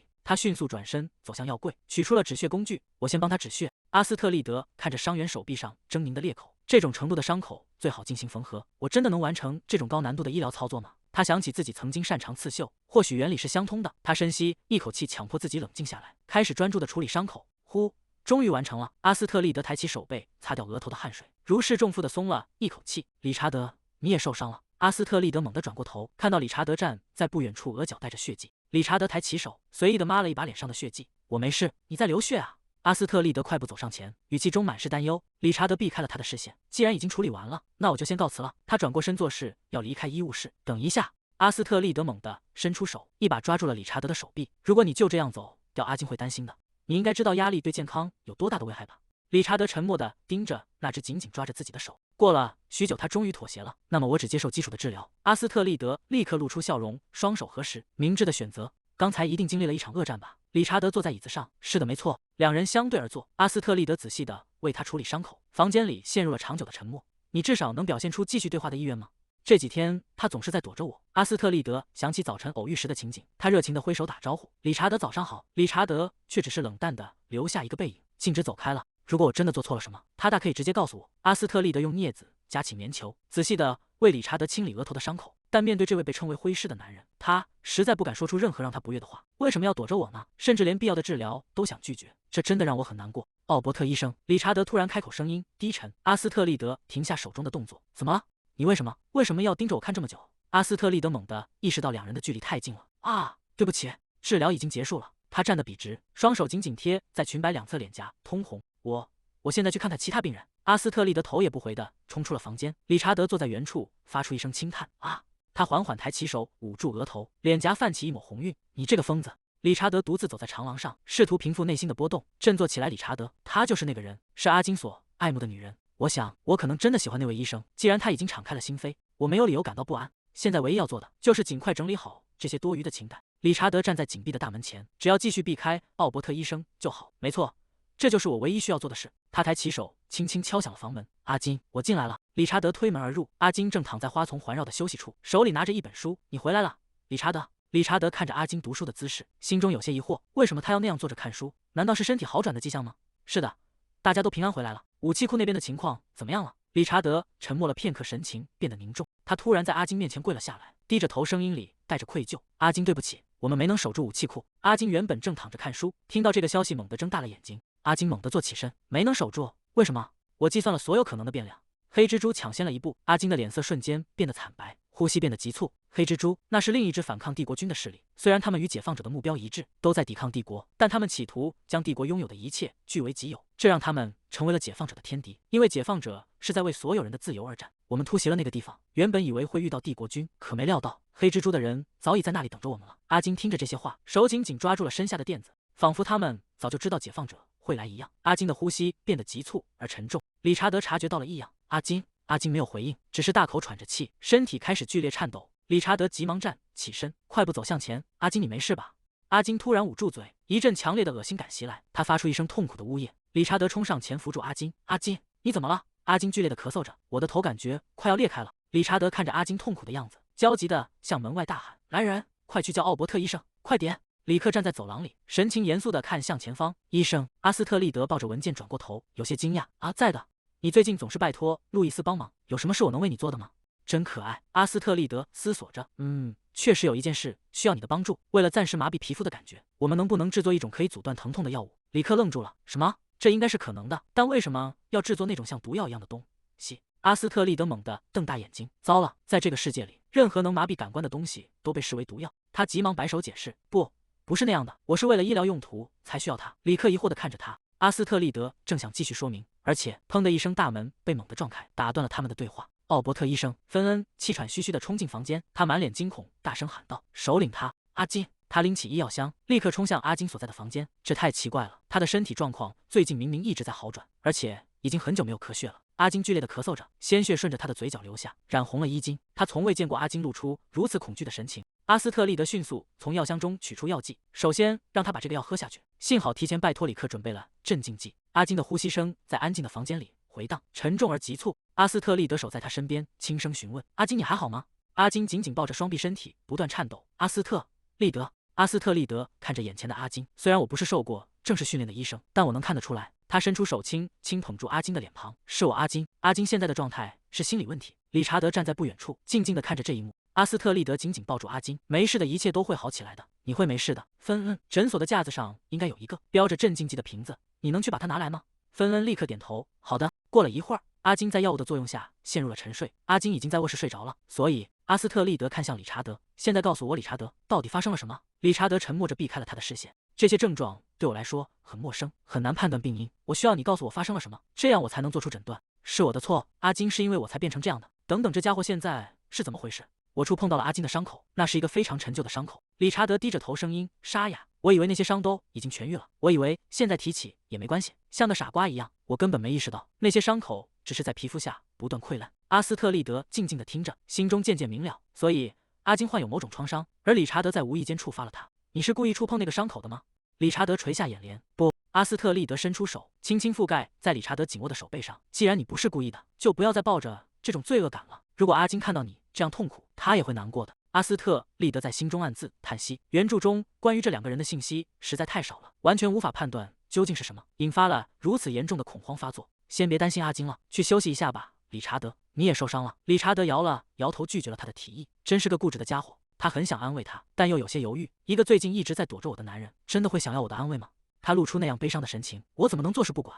管不了那麼多了。阿斯特利德猛地站起身，一把捧住理查德的臉。理查德被這突如其來的舉動嚇了一跳，身體僵在原地。沒事的，一切都會好起來的。他溫柔地撫摸着理查德的頭髮，理查德的臉頰泛起紅暈，眼神變得有些慌亂。阿斯特利德繼續說道：“等阿金醒過來，我會第一時間通知你的。”阿斯特利德露出笑容，所以別再擔心了，快去休息吧。理查德，這是醫生的命令。理查德感受着他掌心的溫度，目光微微顫動。謝謝你，他低聲呢喃，緊繃的肩膀終於鬆弛下來。阿金，我們該怎麼辦？你流了太多血。阿金倒在血泊中，氣息微弱。不，阿金，你不能失去意識。阿斯特利德緊緊抱住他，看着我，別離開我。阿斯特利德，我的死不是你的錯。他看向哭泣的阿斯特利德，我希望你不要太痛苦，好嗎？阿斯特利德的淚水止不住地流下。阿金露出一個淒慘的微笑，嘴角還殘留着血跡。他的手無力地垂落在床邊，徹底失去了生機。不，阿金，別走。阿斯特利德猛地驚醒，不，他大口喘着粗氣，又是這個夢。自從意識到阿金的存在，我就一直在做這些噩夢，從未間斷。即便如此，我依然心存感激，感激這一切僅僅是個夢。阿斯特利德系好發呆，只要阿金還活着，還能像現在這樣在我身邊呼吸，我就心滿意足了。如果有一天阿金真的死去了，僅僅是他的死亡本身就已經足夠讓我痛苦萬分。但每當想起原本的阿斯特利德聽到的那些遺言，想到我永遠無法親耳聽到他們，那種痛苦便難以忍受，因為我並不是阿金所愛的那個阿斯特利德。不行，今天是特別的日子，我沒時間在這裡垂頭喪氣。阿斯特利德用力握緊雙拳，鼓起勇氣，試圖甩掉腦海中陰鬱的念頭。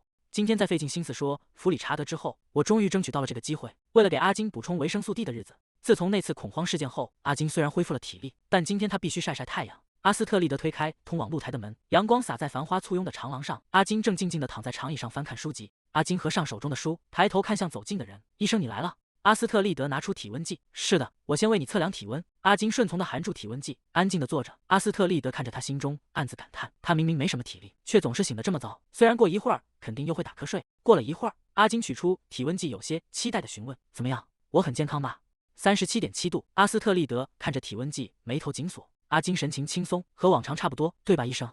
阿斯特利德陷入沉思，這種體溫本身就是個問題。他在記錄板上飛快地寫着：“既然這樣，今天的散步必須取消。”等一下。阿金急忙喊道：“取消是什麼意思？你知道為了今天我等了多久嗎？”阿金顯得有些焦急：“我真的沒事。”阿斯特利德抱着記錄板，神情猶豫。“可是，如果你無緣無故感冒了的話，在這大夏天感冒？”阿金伸手輕輕拽住阿斯特利德的衣角，語氣中帶着懇求：“拜托了，醫生。”阿金注視着他，眼神中帶着一絲祈求：“我會乖乖聽你的話，好嗎？”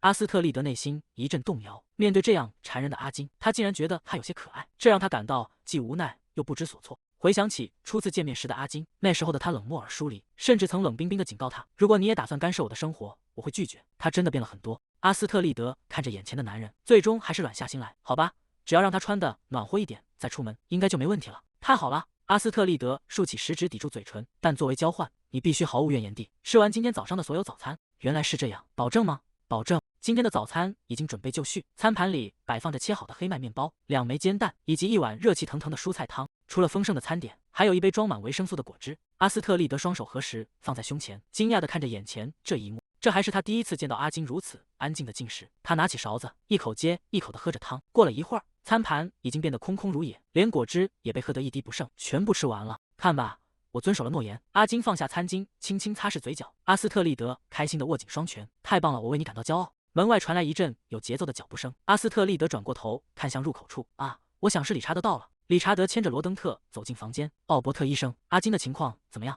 阿斯特利德顯得有些遲疑。他說他有一點咳嗽。理查德微微皺眉，既然這樣，不出去不是更好嗎？阿斯特利德連忙解釋，話雖如此，但比起一直待在地下，讓他稍微呼吸一下新鮮空氣，對他會有好處的。阿金沉默不語，只是靜靜地看着理查德。理查德察覺到對方的視線，有些疑惑地回望過去。阿金，阿斯特利德也停下動作，不解地看着兩人。你為什麼要那樣看着我？阿金沉默着，手指下意識地攥緊了衣角。不，沒什麼。你是在擔心我會再次離開嗎？別擔心，既然阿金乖乖吃完了早餐，我也會遵守諾言的。阿金看向阿斯特利德，醫生，你真的把我當成小孩子對待了，明明我的年紀要大得多。阿斯特利德笑了起來，那是因為你的表現就像個孩子。阿金無奈地笑了笑，好吧，只要能出去，我並不介意。他轉頭看向躲在理查德後面的孩子，羅登特，你也很開心吧？是的，羅登特興奮地大喊，臉上洋溢着燦爛的笑容。看吧，你們兩個簡直一模一樣。好了，我們出發吧。好耶！歡快的笑聲在宏偉的玻璃暖房中回盪。哇，好漂亮！眼前是一望無際的綠意，湖泊在陽光下泛着波光，遠處森林連綿起伏，天空澄澈如洗。已經多久沒有像這樣感受過室外的空氣了，真清爽。阿斯特利德轉過身，臉上洋溢着燦爛的笑容。羅登特興奮地大喊，哇，我這輩子還沒見過這麼大的湖啊！羅登特，別跑那麼快，會摔倒的。阿金轉向理查德，我們也慢慢走。理查德看着前方在草地上嬉戲的兩人，神情变得柔和。阿金目光始終落在理查德的背影上，眼神中透着一絲複雜的情緒。阿斯特利德蹲在草地上，緊緊摟住懷裡的羅登特，兩人笑作一團。阿金垂在身側的手猛地攥緊。理查德猛地回過神，轉頭看向身側。啊，你剛才說什麼？是從什麼時候開始的？理查德愣在原地，有些不知所措。什麼？理查德愣在原地，神情有些遲疑。什麼？你這話是什麼意思？阿金微微側過頭，嘴角帶着一絲若有若無的笑意。阿金轉過身，避開了對方的視線。算了吧，沒什麼。阿金，我不是你。如果你這麼說，我根本聽不懂你在說什麼。阿金停下腳步，突然轉過身，伸手攬住理查德的脖颈，將他拉向自己。真的沒什麼。是啊，你確實不是我。你比這世界上任何人都更在意我。你信任我，毫無疑問的追隨着我。你就是那樣的人，真是一個善良的朋友，不像心思骯髒的我。雖然現在身體好轉了許多，但誰也無法預料下一次疾病何時會襲來。但你比我更健康、更可靠，也更忠誠。這就是為什麼我把氣撒在了你身上。阿金突然劇烈的咳嗽起來，他緊緊捂住嘴，身體因痛苦而蜷縮。理查德立刻扶住他的肩膀，神情焦急。阿金，你還好嗎？遠處傳來呼喊聲，阿斯特利德正穿過草地向湖邊跑來。阿金，發生了什麼事？原來這就是愛，能讓人變得如此愚蠢。我沒事，今天就到此為止吧。阿金露出淡淡的微笑。抱歉，醫生，難得出來走走。阿斯特利德看着他，露出溫和的笑容。為什麼要道歉？明天我們再一起出來吧。好啊，明天再一起出來吧。宏偉的大殿內，索尔德坐在高聳的王座上，俯視着下方跪地的士兵。再說一遍，慢慢說。士兵低着頭，聲音顫抖。馬斯肯公爵的領地被解放者燒毀了，解放者将公爵的財富分給了窮人，而且索爾德猛地攥緊拳頭，重重砸在斧手上，發出沉悶的巨響。再說一遍，接下來發生了什麼？士兵將頭埋得更低，身體不住地打顫。馬斯肯公爵一家被憤怒的民众殘忍地殺害了。索尔德坐在王座上，神情陰鸷。大殿內回盪着淒厲的慘叫，鮮血四濺，染紅了華麗的牆壁。他們竟敢對皇室血脈動手！索爾德發瘋般的咆哮，利刃入肉的聲音接連響起。索爾德劇烈的喘息着，雙手死死按住劍柄。無論我怎麼想，那個混蛋似乎都還活得好好的。他猛地轉過身，死死盯着台下的臣子。為什麼到現在還沒有人查清楚，一個病入膏肓的人到底是怎麼活到現在的？官員嚇得渾身一顫，深深埋下頭。陛下，那是幾個月前揮師襲擊了帝都監獄，在那期間有一個女人從監獄裡失蹤了。索爾德坐回王座，神情冷峻。他是誰？阿斯特利德·奧伯特，一名在奧伯特街非法行醫的罪犯。傳聞他現在成了金的私人醫生，甚至有傳言說他在金已經停止呼吸後，又將他救活了。救了那個男人的醫生是個女人，還是個江湖郎中。索爾德發出一陣狂笑，笑聲在大殿內回盪。真是荒謬的傳聞。台下的臣子們低着頭，大氣不敢喘。索爾德止住笑聲，眼神變得冰冷。不過確認一下也無妨。他靠在王座上，下達了命令，發布懸賞令。這聽起來很有趣，一定要把他活着带回來。索爾德雙手交疊，臉上浮現出扭曲的笑意。賞金就定在300萬盧門。台下的臣子們驚恐地抬起頭。300萬盧門，這可是和揮師同等級別的賞金。索爾德坐在王座上，翹起腿。那麼我就期待他們的表現了。阿金準備好去散步了嗎？阿金拄着手杖轉過身看向門口。等我穿上外套。阿斯特利德環顧四周，理查德今天不在嗎？阿金正背對着他穿上外套，他有其他重要的任務，所以不能來。那誰來負責護衛？阿金平靜地回答，會有一位在地下城外工作的朋友來幫忙，他應該快到了。大門被猛地推開，發出沉重的聲響。嘿，阿金，抱歉，我遲到了。一名男子推門而入，抓着頭髮，露出爽朗的笑容。昨晚和客戶喝了一頓酒。他湊近聞了聞自己的衣領，我身上還有酒味嗎？阿斯特利德盯着他，那個人看起來好眼熟。阿斯特利德猛地睜大眼睛，啊，他在高層會議上出現過。你連自己都照顧不好，為什麼還要帶上一個孩子？真是個麻煩。阿斯特利德愣在原地，雙手護住身前的羅登特。我不喜歡你這種態度。阿金轉過頭，眼神冰冷。他是我在乎的朋友，說話注意點。羅登特愣在原地，臉頰泛起紅暈。男人收回視線，語氣平緩了一些。好吧，我明白了。既然如此，我們出發吧。因為我的緣故已經耽誤不少時間了。他說我是他在乎的朋友。羅登特靠在阿斯特利德懷裡，開心地笑了起來。阿斯特利德看向阿金，阿金，那個人是商人嗎？是的，他用假身份經營着一家貿易公司。阿斯特利德和阿金並肩坐在草地上。既然是商人，為什麼要來當護衛？阿金看向前方，理查德的任務極其重要，大部分士兵都被調往那裡了。我們本想從貿易公司雇傭保鏢，但他主動提出要親自幫忙，說是聽起來很有趣。別太擔心，他看起來雖然那樣，但應付簡單的護衛工作綽綽有餘。原來是這樣，阿斯特利德尷尬地笑了笑。他怎麼做到連頭都不回就能看穿我在想什麼的？即便如此，那個人狡黠的態度還是讓我感到不安。散步結束，謝謝你醫生。阿金拄着手杖停下腳步，不客氣，快進去休息吧。阿金，急促的腳步聲從走廊深處傳來。阿金看向迎面走來的理查德，理查德，你回來得比預想中要早，事情進展得順利嗎？理查德停下腳步，大口喘着粗氣。馬斯肯莊園的行動安全結束了，財富已經按計劃分發給了貧民窟，但是馬斯肯家族是索爾德的母系親族，在原本的故事裡，應該是羅登特先動手清理掉他們的，現在就開始了嗎？理查德低下頭，神情凝重。在那個過程中，憤怒的民众失控了，他們在任何人阻止之前，就把馬斯肯家族的每一個成员都活活打死了。雖然令人不安，但似乎仍在按照原著小說的走向發展。阿金語氣平淡得没有一絲起伏。對於那些為了私利而榨乾民众的貴族來說，這是個合適的結局，他們自找的。這是我第一次聽金這麼冷淡的說話。理查德焦躁地抓了抓頭髮。阿金，那不是重點。索爾德現在會不惜一切代價殺掉你，而且理查德壓低了聲音，眼神中透着不安。奧伯特醫生的存在似乎已經被帝國發現了，無論如何都要活捉他。悬賞金300萬盧門。阿斯特利德低頭看着手中的通缉令。阿斯特利德，奧伯特，他死死盯着紙上的名字，雙眼因极度的震驚而睜大。我成了通缉犯。阿金忍不住笑出了聲。噗嗤！阿斯特利德愣在原地，他竟然在笑。我們親愛的醫生现在可是個大紅人了，真沒想到你的賞金居然和理查德的一樣高。理查德避開他的視線，臉頰泛起一絲紅暈。嘿，你為什麼要害羞啊？一只手輕輕搭在他的肩上。沒必要害怕，醫生。阿金攬住理查德的肩膀，我會保護你的。沒錯，醫生，無論發生什麼，我們都會確保你的安全。他看着眼前的兩人，這讓人安心。但是看着他們明明這麼虛弱，卻還努力想要保護我的樣子，竟然覺得有點可愛。他忍不住笑出聲來，我真是沒救了。也許是因為我擔心賞金，最近總是做些不安穩的夢。我先收拾完，然後和阿金去散步。他推開房門。羅登特，你怎麼來這兒了？羅登特坐在椅子上低着頭，從吃過早飯開始，我的肚子就一直在痛。他走向藥櫃，哎呀，是消化不良嗎？來吃點藥吧。羅登特乖乖喝下了藥水。都喝完了嗎？讓我看看你的手。羅登特順從地伸出手。好吧。他看起來特別憔悴，是因為生病了嗎？羅登特，是發生了什麼不開心的事情嗎？還是因為身體不舒服才這麼沒精神？羅登特肩膀微微一顫。昨天有個叫陶德的人說我是個累赘。他愣住了，原來他一直在意這件事嗎？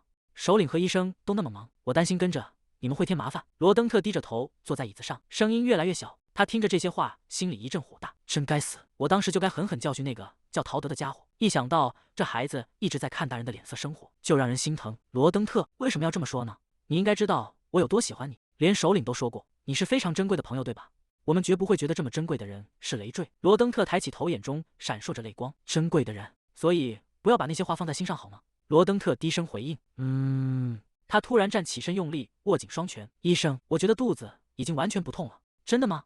那太好了。羅登特興奮地挺起胸膛。醫生，為什麼這世上沒有你治不好的病？等我長大了，我也要成為像你一樣的醫生。唉，他垂下眼簾。那不是真的，羅登特。這世上還有很多我治不好的病，那我以後會更加努力學習的。他看着眼前認真的羅登特，愣住了。我會成為比你更偉大的醫生，然後創造一個沒有人會生病的幸福世界。是啊，是啊，我們的羅登特無所不能。他用力抱住羅登特，畢竟你可是注定要拯救世界的男主角啊。為了保險起見，今天的散步就取消吧。羅登特瞪大眼睛，為什麼？雖然很可惜，但生病的時候必須好好休息才行。羅登特垂下頭，好吧，那我去找首領散步了。下次就算心裡有事，也要記得細嚼慢嚥。羅登特站得筆直，是，他真是個可愛的孩子。羅登特表現得很乖巧，有時候他甚至比我認識的某位首領還要成熟。好了，該去阿金的房間準備一下了。為什麼會突然想起那個噩夢？一股寒意襲來，他停下腳步，眉頭緊鎖。我有種不祥的預感。阿金，我來了。阿金正靠在床頭，神情輕鬆地看着他。瞧瞧，這是誰？這不是我們最受歡迎的醫生嗎？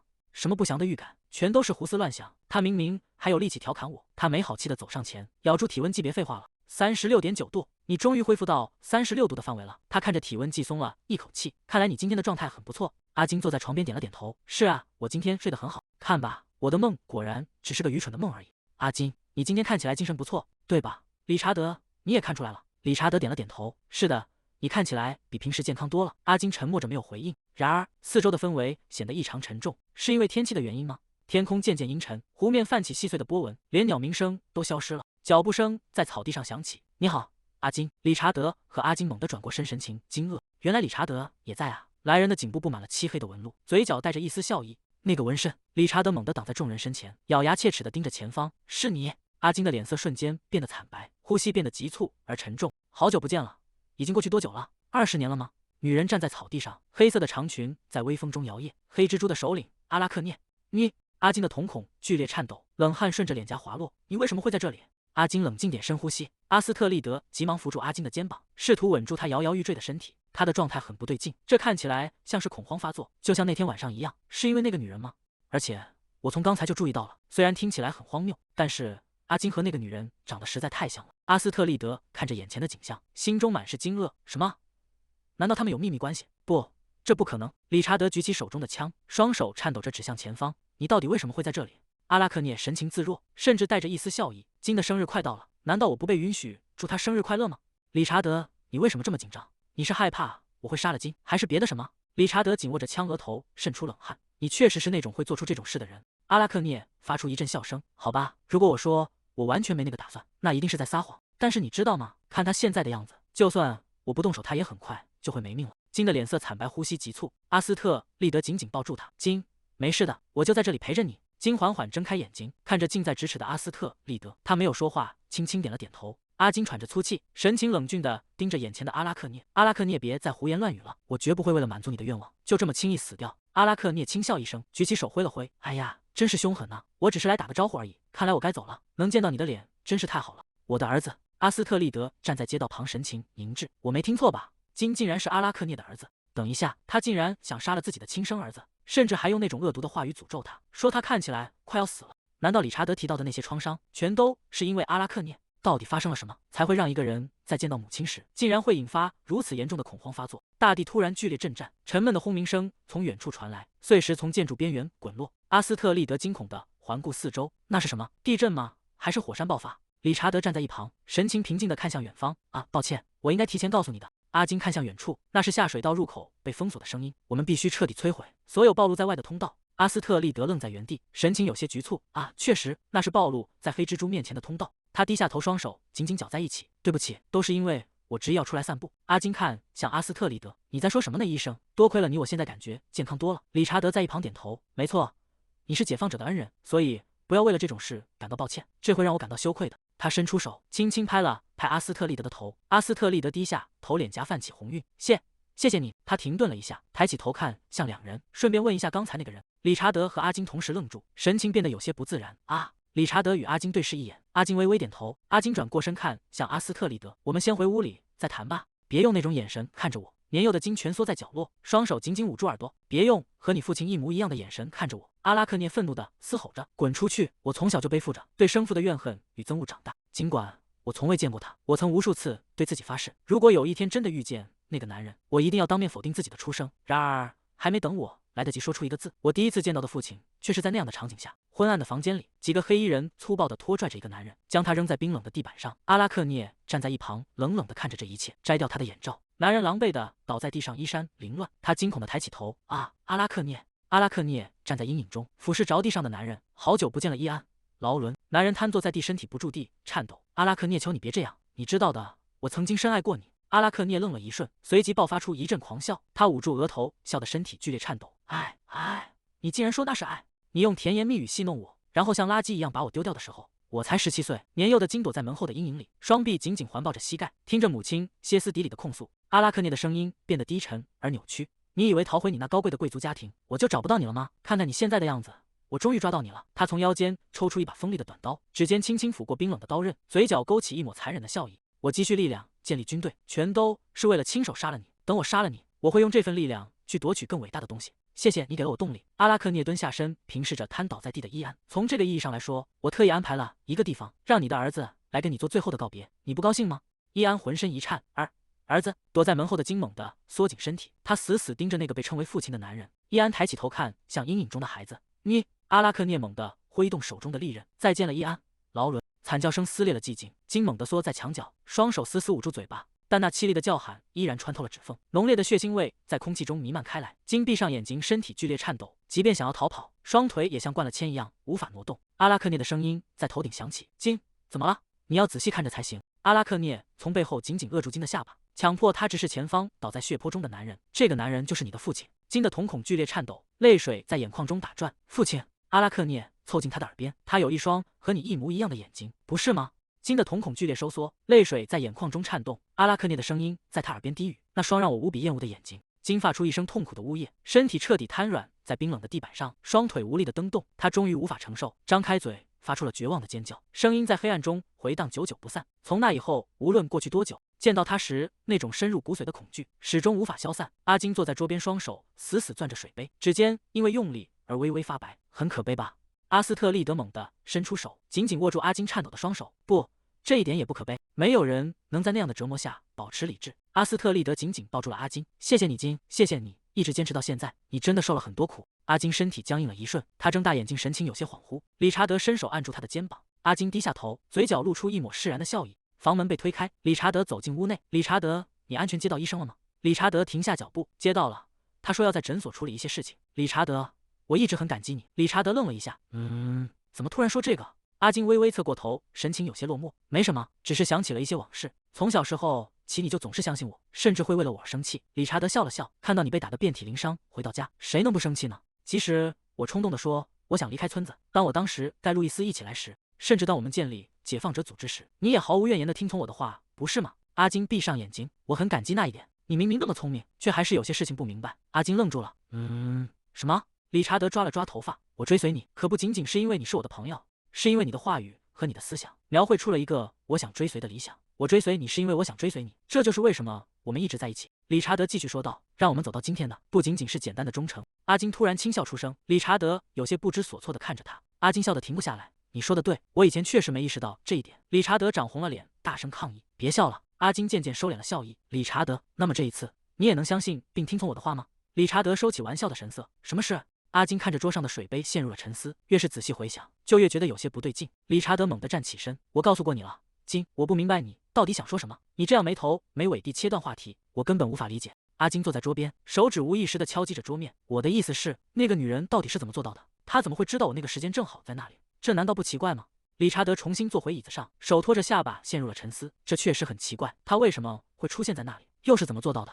阿金靠在椅背上，雙手交疊。理由重要嗎？他大概只是想來擾亂我的思緒，或者背叛我。他就是那種人。其實我有些猶豫要不要說出這件事。理查德看着他，等待着下文。阿金壓低了聲音，我認為地下城裡可能有間諜。理查德猛地一驚，軍械庫行動的失敗，還有這次他在湖邊的出現。金，理查德的神情充滿了震驚。我知道懷疑那些冒着生命危險戰鬥的同伴是不對的，但是兩人在露台上陷入了長久的沉默。理查德打破了僵靜，他站起身，神情變得嚴肅。好吧，我會去調查，重點排查那些知道巡邏路線的人。阿金看向他，謝謝你，理查德，我先走了，今天該休息了。好，你也是。理查德離開的腳步聲漸漸遠去。阿金獨自坐在桌邊，雙手緊緊扣在一起。至少金錢利益不是他們的目標，如果是為了錢，他們早就把情報賣給帝國，而不是賣給黑蜘蛛了。我想這多少能讓人感到一點安慰。桌上的茶杯冒着熱氣，阿斯特利德端起杯子，仰起頭，將杯中的液體一飲而盡。阿斯特利德猛地趴在桌上，發出沉悶的声響。難怪最近廚房一直那麼忙，難怪大家看起來都那麼興奮。他懊惱地抓着頭髮，在座位上胡亂揮動手臂。為什麼沒有人告訴我金的生日快到了？怎麼會沒有人告訴我？至少我不希望是從那個反派嘴裡聽到這件事。路易斯站在一旁，看着陷入混亂的阿斯特利德。醫生，你的縫合技術很獨特，我想把它縫得更漂亮一點。阿斯特利德揉了揉眼睛，我一定是有點累了。路易斯擔憂地看着他，你沒睡覺嗎？阿斯特利德有些不好意思地笑了笑，我一直在準備金的生日禮物，所以沒睡。我發現生日這件事發現得太晚了。路易斯驚訝地看着阿斯特利德，你要親手準備禮物嗎？那真是太有心了。阿斯特利德有些局促地擺了擺手，不是那樣，我只是比較喜歡送親手做的東西，我送不了什麼貴重的禮物。阿斯特利德想起與金相處的點滴，無論是在溫室裡，還是那天去湖邊的時候，他似乎都對植物很感興趣。所以，如果是繡着花朵的手帕，我應該能趕在生日前準備好。路易斯站在一旁，神情變得有些複雜。其實，首領的生日對大家來說意義非凡，大家都以為首領活不到這個生日。阿斯特利德愣住了，手中的針線懸在半空。他突然想起，按照原著故事的走向，金本該在大約2個月前就死去了。路易斯低下頭，肩膀微微顫抖。這一切都是多虧了你，醫生，真的非常感謝你。哎呀，這是好事，為什麼要哭呢？路易斯抽泣着，胡亂抹去眼淚。對不起。路易斯像是突然想起了什麼。啊，对了，那你肯定也不知道，理查德的生日刚过去不久吧？阿斯特利德愣在原地，脸上的笑容瞬间凝固。什么？阿斯特利德猛地站起身，双手撑在桌面上，身體前傾。是什麼時候？路易斯看着他，就在這個月初。難道好朋友的生日都會自然而然地湊在一起嗎？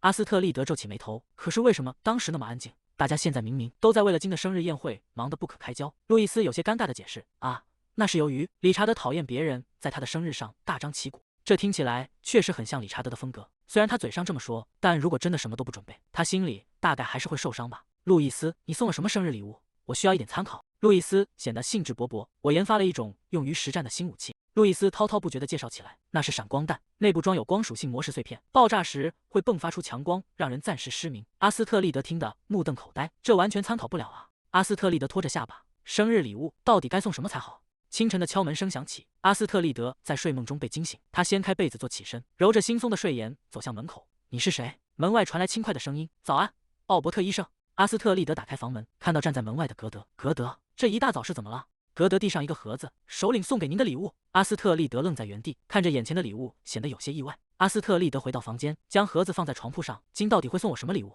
這是什麼？盒子裡靜靜躺着一件深藍色的禮服，上面整齊地疊放着一封火漆封口的信件，竟然是一條裙子。阿斯特利德拿起那封信，還有一封信嗎？他拆開信封，讀着上面的文字：你好，奧伯特醫生，今天將舉辦慶祝我生日的宴會，我希望你能出席。我想你可能沒有合適的衣服，所以送了你一件禮服，到時候見。阿斯特利德放下信件，雙手提起那件深藍色的長裙，陷入了長久的沉默。阿斯特利德將禮服緊緊抱在懷裡，臉頰微微泛紅。他還是第一次見到有人在自己生日那天送別人禮物。在書房內，阿金正獨自翻閱着書籍。生日快樂，金。理查德推門而入，語氣輕快。我打算今晚舉辦一場盛大的宴會，你的身體狀況還穩定吧？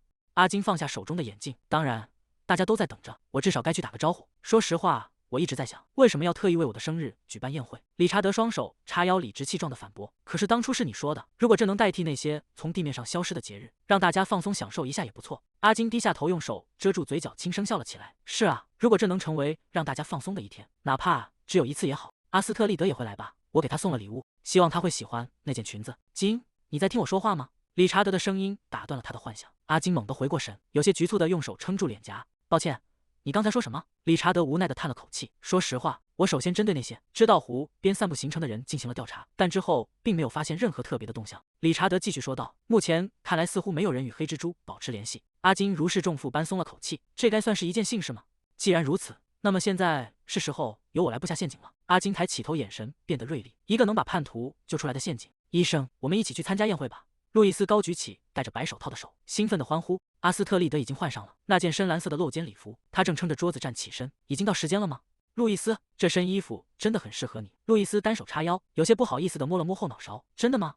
路易斯有些羞澀地笑了笑。我平時只穿工作服，穿裙子總覺得很別扭，所以才穿成這樣。看起來還行嗎？阿斯特利德看着眼前的路易斯，在這個極其保守的世界裡，如果女性穿褲子，往往會招來許多異樣的眼光，真是了不起的勇氣。如果有人敢說3到4，我絕對不會坐視不管。阿斯特利德伸出手，輕輕揉了揉路易斯的頭髮。何止是還行，你看起來漂亮極了。路易斯開心地眯起眼睛，嘿嘿。阿斯特利德環顧四周，好奇地問道：對了，里克在哪？你們兩個不是總在一起嗎？話音剛落，門縫處伸出一隻穿着黑色皮鞋的腳。我在這。阿斯特利德驚訝地捂住嘴，發出讚嘆的聲音。哇，里克，你今天也帥極了。里克有些局促地抓着後腦勺，感覺有點別扭。阿斯特利德走上前，挽住里克的胳膊。這有什麼大不了的？今天只要盡情享受就好。好啦，我們出發吧。阿斯特利德一手挽着里克，一手摟住路易斯，三人並肩走出房間。路易斯用力推開門，這就是宴會廳。阿斯特利德被眼前的景象震撼了，他睜大雙眼環顧着四周。哇，這裡真的好寬敞！大廳內燈火通明，賓客雲集，人們三五成群地聚在一起談笑。真沒想到地下城裡竟然住了這麼多人。我之前大概只見過這裡極少的一部分人。醫生，遠處傳來一聲清脆的呼喊，伴隨着急促的腳步聲。阿斯特利德轉過頭，臉上露出了笑容。羅登特，你已經到了呀！羅登特穿着一身精緻的小西裝。路易斯姐姐，里克哥哥，你們好。阿斯特利德雙手捧着臉頰，看着眼前的羅登特。羅登特，你真是太可愛了。路易斯在一旁輕輕揉着羅登特的頭髮。如果不快點坐下，就沒位子了。我知道了，謝謝。他拉起阿斯特利德的手，我帶你去我剛才看到的空位子。阿斯特利德任由他牽着，有些擔心地詢問：你的朋友們不在等你嗎？羅登特回過頭，語氣堅定：沒關係，醫生才是最重要的。他們在餐桌旁坐下，看到羅登特交了這麼多朋友，我總算放心了。清脆的金屬敲擊聲在大廳內響起，理查德用小勺輕敲酒杯，吸引了所有人的注意。阿金看向台下的众人，開口致辭：“親愛的解放者們，感謝大家今年再次聚在這裡，為我慶祝這個簡陋的生日。”阿斯特利德睜大雙眼，注視着台上的金，臉上泛起了一絲紅暈。為了雷格努米亞帝國的子民，我們必須繼續戰鬥下去。我也深知這條道路絕非坦途，但在今天這個時刻，我希望大家能放下所有的重擔，盡情享受當下。阿金看向台下的每一個人，眼神中透着真誠：“你們是我的家人，是我的朋友，也是與我並肩同行的同志。謝謝你們一直以來的陪伴。”理查德上前一步，看向台下的眾人：“為了慶祝金的生日，我提議大家共同舉杯。”他率先舉起手中的酒杯，為了金。台下的賓客們紛紛響應，無數只手臂舉向空中，歡呼聲此起彼伏，響徹了整個大廳。為了金，阿斯特利德端着酒杯，注視着台上的金。雖然他看起來有些消瘦，但身上卻散發着一種難以言喻的魅力。金確實有着身為領袖的非凡氣場。路易斯突然站起身：“醫生，該輪到我們去送禮物了。”阿斯特利德回過神來，放下酒杯：“啊，好啊，我們走吧。我有一份禮物要送給你。”“沒必要這樣，我甚至都沒給你準備生日禮物。”理查德有些局促地擺了擺手：“沒關係，快打開看看。”阿金接過禮物，小心地拆開包裝，一本厚重的古籍映入眼簾。哦，這是關於矮人文明的古書嗎？路易斯忍不住發出驚嘆。哇，真不敢相信這種東西竟然還存在。阿金撫摸着古舊的封面，神情變得柔和。想要弄到這本書一定很不容易。謝謝你，理查德微笑着看向理查德。如果你真的想感謝我，那就長命百歲吧。路易斯快步走上前，手裡捧着一個精致的藍色禮盒。我也準備了禮物。這可是結合了最新科技和矮人族的技術。理查德在一旁無奈地打斷他：“你確定不是為了滿足自己的私慾才做的嗎？”阿斯特利德有些遲疑，不知道該如何開口。和別人的禮物比起來，我的這份顯得太寒酸了。他低着頭悄悄往後退去。還是說禮物送遲了吧？下次再找機會送給他。阿金的目光落在他身上，似乎察覺到了他的局促。阿斯特利德低着頭，快步穿過宴會廳。阿金站在高處的台階上，靜靜注視着阿斯特利德離去的背影。宴會廳內人聲鼎沸，賓客們交錯而行，熱鬧的氣氛在大廳中彌漫。阿斯特利德扶着額頭，長舒了一口氣。也許我喝的有點太多了。黑醫生，阿斯特利德看向聲音的方向。路易斯正舉着酒杯，搖搖晃晃地走過來，臉上帶着興奮的紅暈。路易斯，看來你在宴會上玩得很開心啊。路易斯高舉酒杯，發出一陣歡快的笑聲。是的，嘿嘿。路易斯像是突然想起了什麼，猛地睜大眼睛。對了，奧伯特醫生，剛才發禮物的時候，你為什麼沒來？阿斯特利德嚇了一跳，急忙伸手捂住路易斯的嘴。嘿，小聲點。他有些局促地避開視線。因為我的禮物比大家的都要小得多，所以我覺得應該再準備點別的禮物。路易斯滿臉通紅，大聲嚷嚷着：“你在說什麼啊，姐姐！”李克快步走來，伸手扶住了搖搖欲墜的路易斯。夠了，你知道自己酒量不好的。路易斯不服氣地抬起頭：“你是說我酒量不好嗎？你想試試看嗎？”李克點了點頭。路易斯推開扶着他的李克，大聲嚷嚷着：“嘿，快把酒拿來，現在就要！”阿斯特利德看着李克把胡鬧的路易斯帶走，鬆了一口氣：“謝謝你，李克。”阿斯特利德靠在門邊的牆上，呼，看來我也有些得意忘形了。醫生，一個低沉的聲音突然從門後傳來，阿斯特利德嚇得尖叫出聲。呀呀！阿金看着站在門外的阿斯特利德，你在這裡做什麼？对派对感到厭煩了嗎？阿斯特利德有些慌亂地擺着手，不是的，我只是需要出來透透氣，清醒一下。阿金走近一步，目光落在她的裙子上，這件禮服很適合你，非常漂亮，你喜歡它嗎？阿斯特利德微笑着提起裙擺，啊，是的，謝謝你，偶爾這樣打扮一下，感覺確實不錯。阿金看着他，目光在他的面龐上停留了片刻，隨後移開視線。我正打算去散散步，要一起嗎？阿斯特利德有些意外。散步？去哪裡？阿金轉過身，邁開腳步，去一個我喜歡的地方。阿金伸出手，做出邀請的姿勢。我想你也會喜歡那裡的，我很確定。哇！無數晶瑩的礦石鑲嵌在岩壁上，散發着幽幽的光芒。阿斯特利德痴痴地看着眼前的一切，好美。阿金停下腳步，看着前方深邃的礦坑。這裡是魔力石礦山，現在它們看起來很暗淡，但一旦被開採出來，每塊石頭都會根據其元素散發出不同的光芒。他停下腳步，向身後的阿斯特利德伸出手，小心點，地面很滑，牽着我的手。阿斯特利德愣了一下，有些遲疑地伸出手，好好的，我可以信任他嗎？阿金牽着他繼續向前走去，這邊走。兩人穿過嶙峋的岩石，一片清澈的水域出現在眼前。阿斯特利德驚訝地睜大眼睛，哇，礦山裡面竟然有一個湖。阿金看着平靜的水面，以前我心煩意亂的時候經常來這裡，這個地方能讓我平靜下來，雖然現在行動不太方便，很少再過來了。阿金停下腳步，轉過身面對着他，無論如何你可以跟我談談。醫生。阿斯特利德猛地一驚，什麼？他的心跳開始加速，腦海中思緒飛轉。談什麼？談我根本不是真正的阿斯特利德，還是談我其實是個徹頭徹尾的騙子，根本不知道自己在做什麼？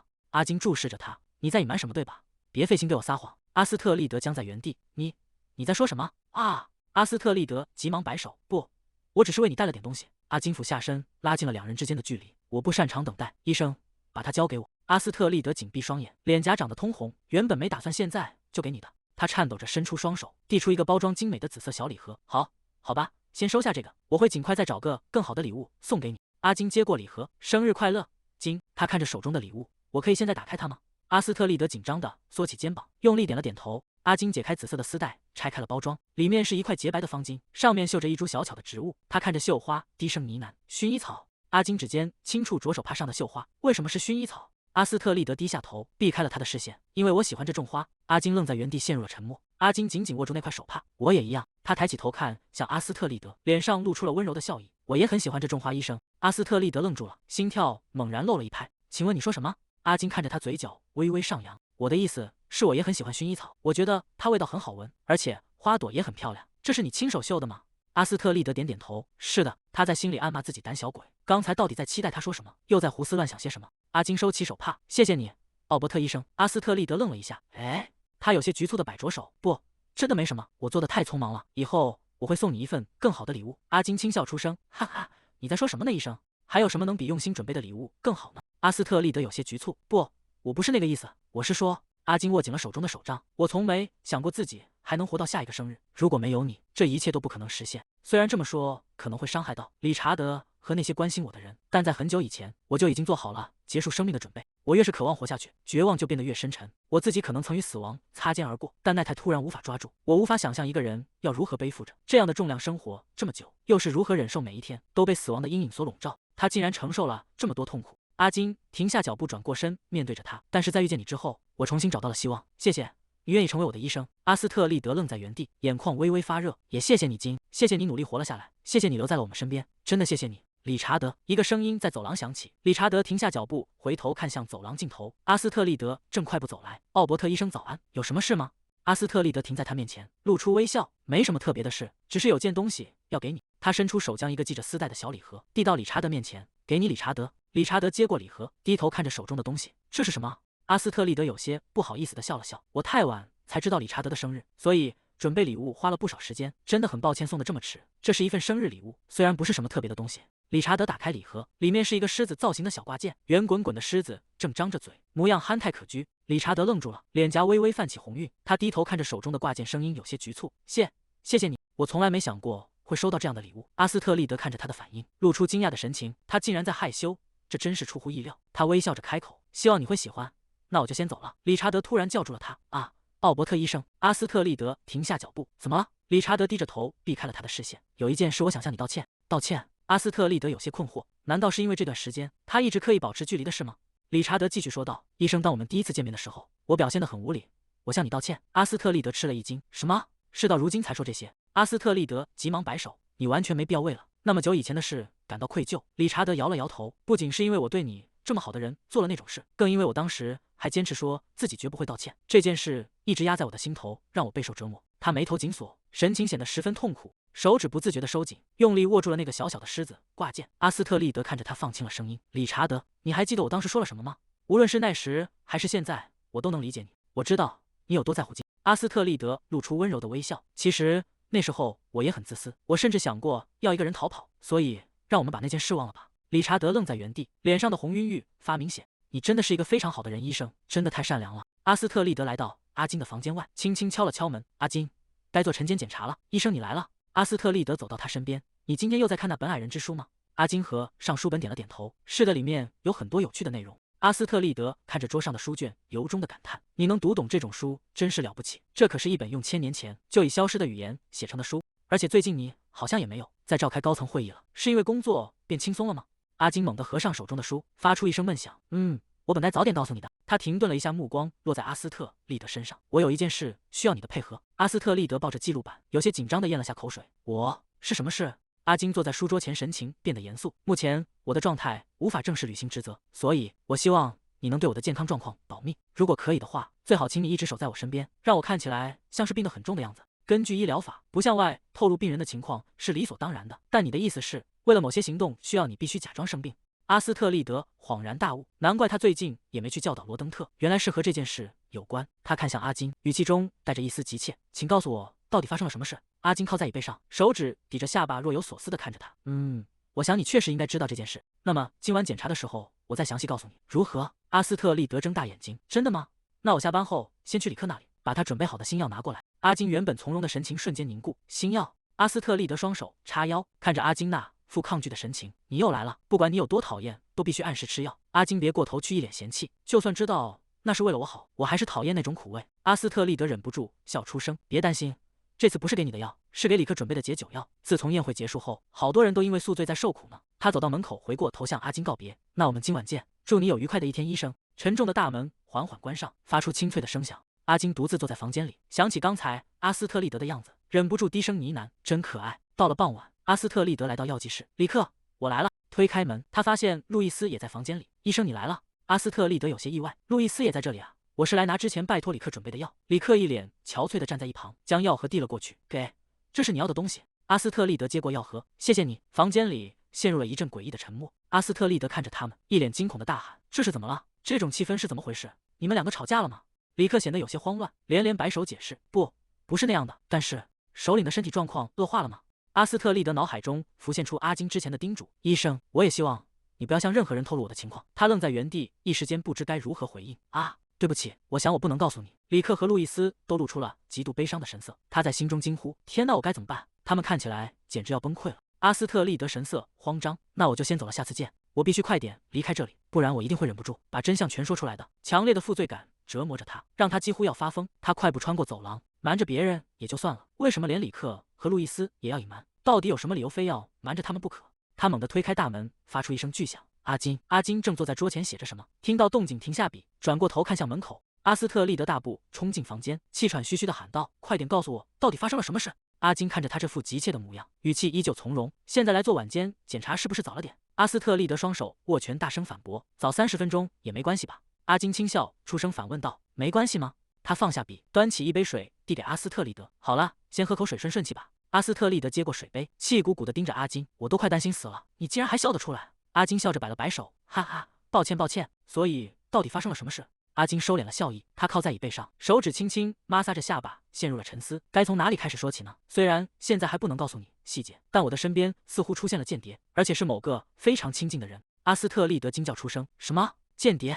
阿金雙手交疊在胸前，神情變得凝重。有一段時間了，無論我做什麼，總會遇到各種阻礙，但每當我試圖找出幕後黑手時，他們就已經藏得無影無蹤了。阿金沉默了片刻，嘴角突然勾起一抹冷峻的弧度。所以我打算讓他們徹底放鬆警惕，趁他們毫無防備的時候，把他們一网打盡。阿斯特利德有些困惑，讓他們放鬆警惕？沒錯，那個間諜在快要被抓住的時候躲了起來，因為他們一定覺得現在暴露身份太危險了。他的手指輕輕敲擊着桌面，發出清脆的聲音。所以比起立刻把他們找出來，我打算慢慢來，一步步進行。阿斯特利德坐在对面，雙手交疊在胸前。所以你打算假裝生病，好讓他們放下戒心？但是在生日宴會上，你向所有人展示了你很健康，他們真的會上當吗？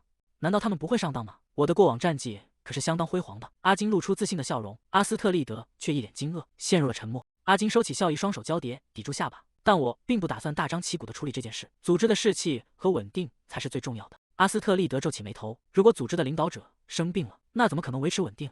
阿金神情冷峻，並不是地下城的每一個人都需要知道這件事。既然間諜就在我身邊，那他們一定是高層成員之一。如果我停止露面，並要求高層們保持沉默，所有人都会得出同一個結論，那就是我病入膏肓了。阿斯特利德若有所思，回想起李克和路易斯平時的反應，這招確實會很有效。阿金繼續說着，所以接下來的這段時間，理查德會負責接待客人，而且他突然停下話頭，捂住嘴笑了起來。阿斯特利德一臉茫然地看着他，為什麼？你為什麼在笑？阿金好不容易止住笑声，我只是在想象理查德撒謊的樣子。理查德撒謊的樣子，簡直就像各賦予術師手中的假人。是真的嗎？我簡直無法想象。但就這樣告訴我，真的沒關係嗎？你甚至對李克和路易斯都保密了。阿金笑着看向他，我怎麼可能瞞得過每天為我檢查身體的醫生呢？他收起笑意，目光變得柔和，而且你看起來很焦慮。阿斯特利德愣在原地，心跳聲在寂靜中變得清晰。他有些局促地移開視線。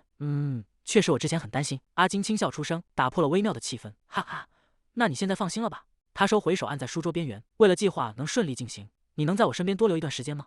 阿斯特利德抬起頭看着他的眼睛，當然我會配合你的。壁爐裡的火焰靜靜跳動，書頁翻動的聲音在房間裡回響，窗簾隨風輕晃。阿金停下手中的動作，轉過頭看向一旁。阿斯特利德坐在椅子上，腦袋一點一點地垂下，雙眼緊閉，陷入了沉睡。阿金看着他，輕聲喚道：醫生。阿斯特利德猛地睜開眼，身體微微一顫。阿金不知何時已俯下身，手臂環繞在他身後。你累了嗎？阿斯特利德驚愕地瞪大雙眼，呼吸一滯。阿金坐回床邊，拍了拍身側的位置。如果你真的很累，要在這裡躺下嗎？什麼？阿斯特利德猛地站起身，连连後退。你在想什麼呀？阿金看着他驚慌失措的樣子，嘴角微微上揚。床很大，足夠我們2個人睡了。阿斯特利德滿臉通紅，就算這樣也絕對不行。一旁的格德也紅了臉，舉起手擋在身前。我先去外面等着。不用。阿斯特利德驚叫着拒絕，絕對不行，我不會躺下的。就算我真的躺下，你也不准離開。格德尷尬地關上房門。走廊裡回蕩着他絕望的辯解，這是一個誤會。格德站在門外長長地嘆了一口氣。在那之後，平靜的日子持續了很久。陽光灑進開滿鮮花的庭院，籃子裡的毛線球整齊地碼放着。我閒得發慌，甚至開始織起了毛衣。而阿金，他似乎完全沉浸在理查德送來的那本書裡，只有那些什麼都不知道的孩子們在受苦。他轉過頭看向阿金，說起來，阿金，你是怎麼認識理查德的？阿金從書中抬起頭，他合上手中的書，指尖輕輕摩挲着封面。啊，理查德，他是我小時候在貧民窟一起長大的朋友。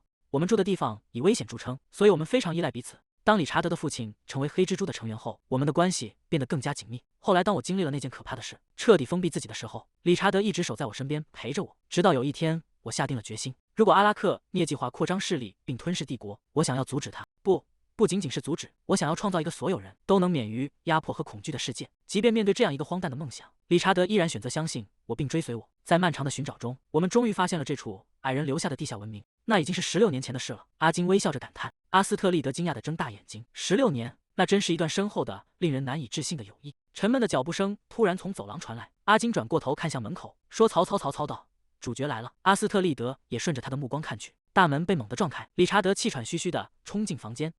阿金看着理查德慌亂的樣子，露出淡淡的微笑。怎麼了，理查德？幹嘛露出那種表情？醫生，能請你先回避一下嗎？阿斯特利德愣了一下，隨即點點頭，起身走向門外。房門在身後重重關上。阿斯特利德站在走廊裡，有些不安地看向身邊的格德。會是什麼事呢？格德搖了搖頭，神情同樣困惑。我也不知道。突然一聲巨響從走廊盡頭傳來，震得牆壁微微發顫。阿斯特利德驚愕地轉過頭，看向聲音傳來的方向。理查德，給我站住！阿金猛地推開門，身體劇烈搖晃，發出一陣急促而痛苦的咳嗽。阿斯特利德驚叫着衝上前，扶住他的肩膀。金，你怎麼了？阿金大口喘着粗氣，聲音虛弱而焦急。格德，快去阻止理查德！求你了，你必須阻止理查德，他現在非常危險。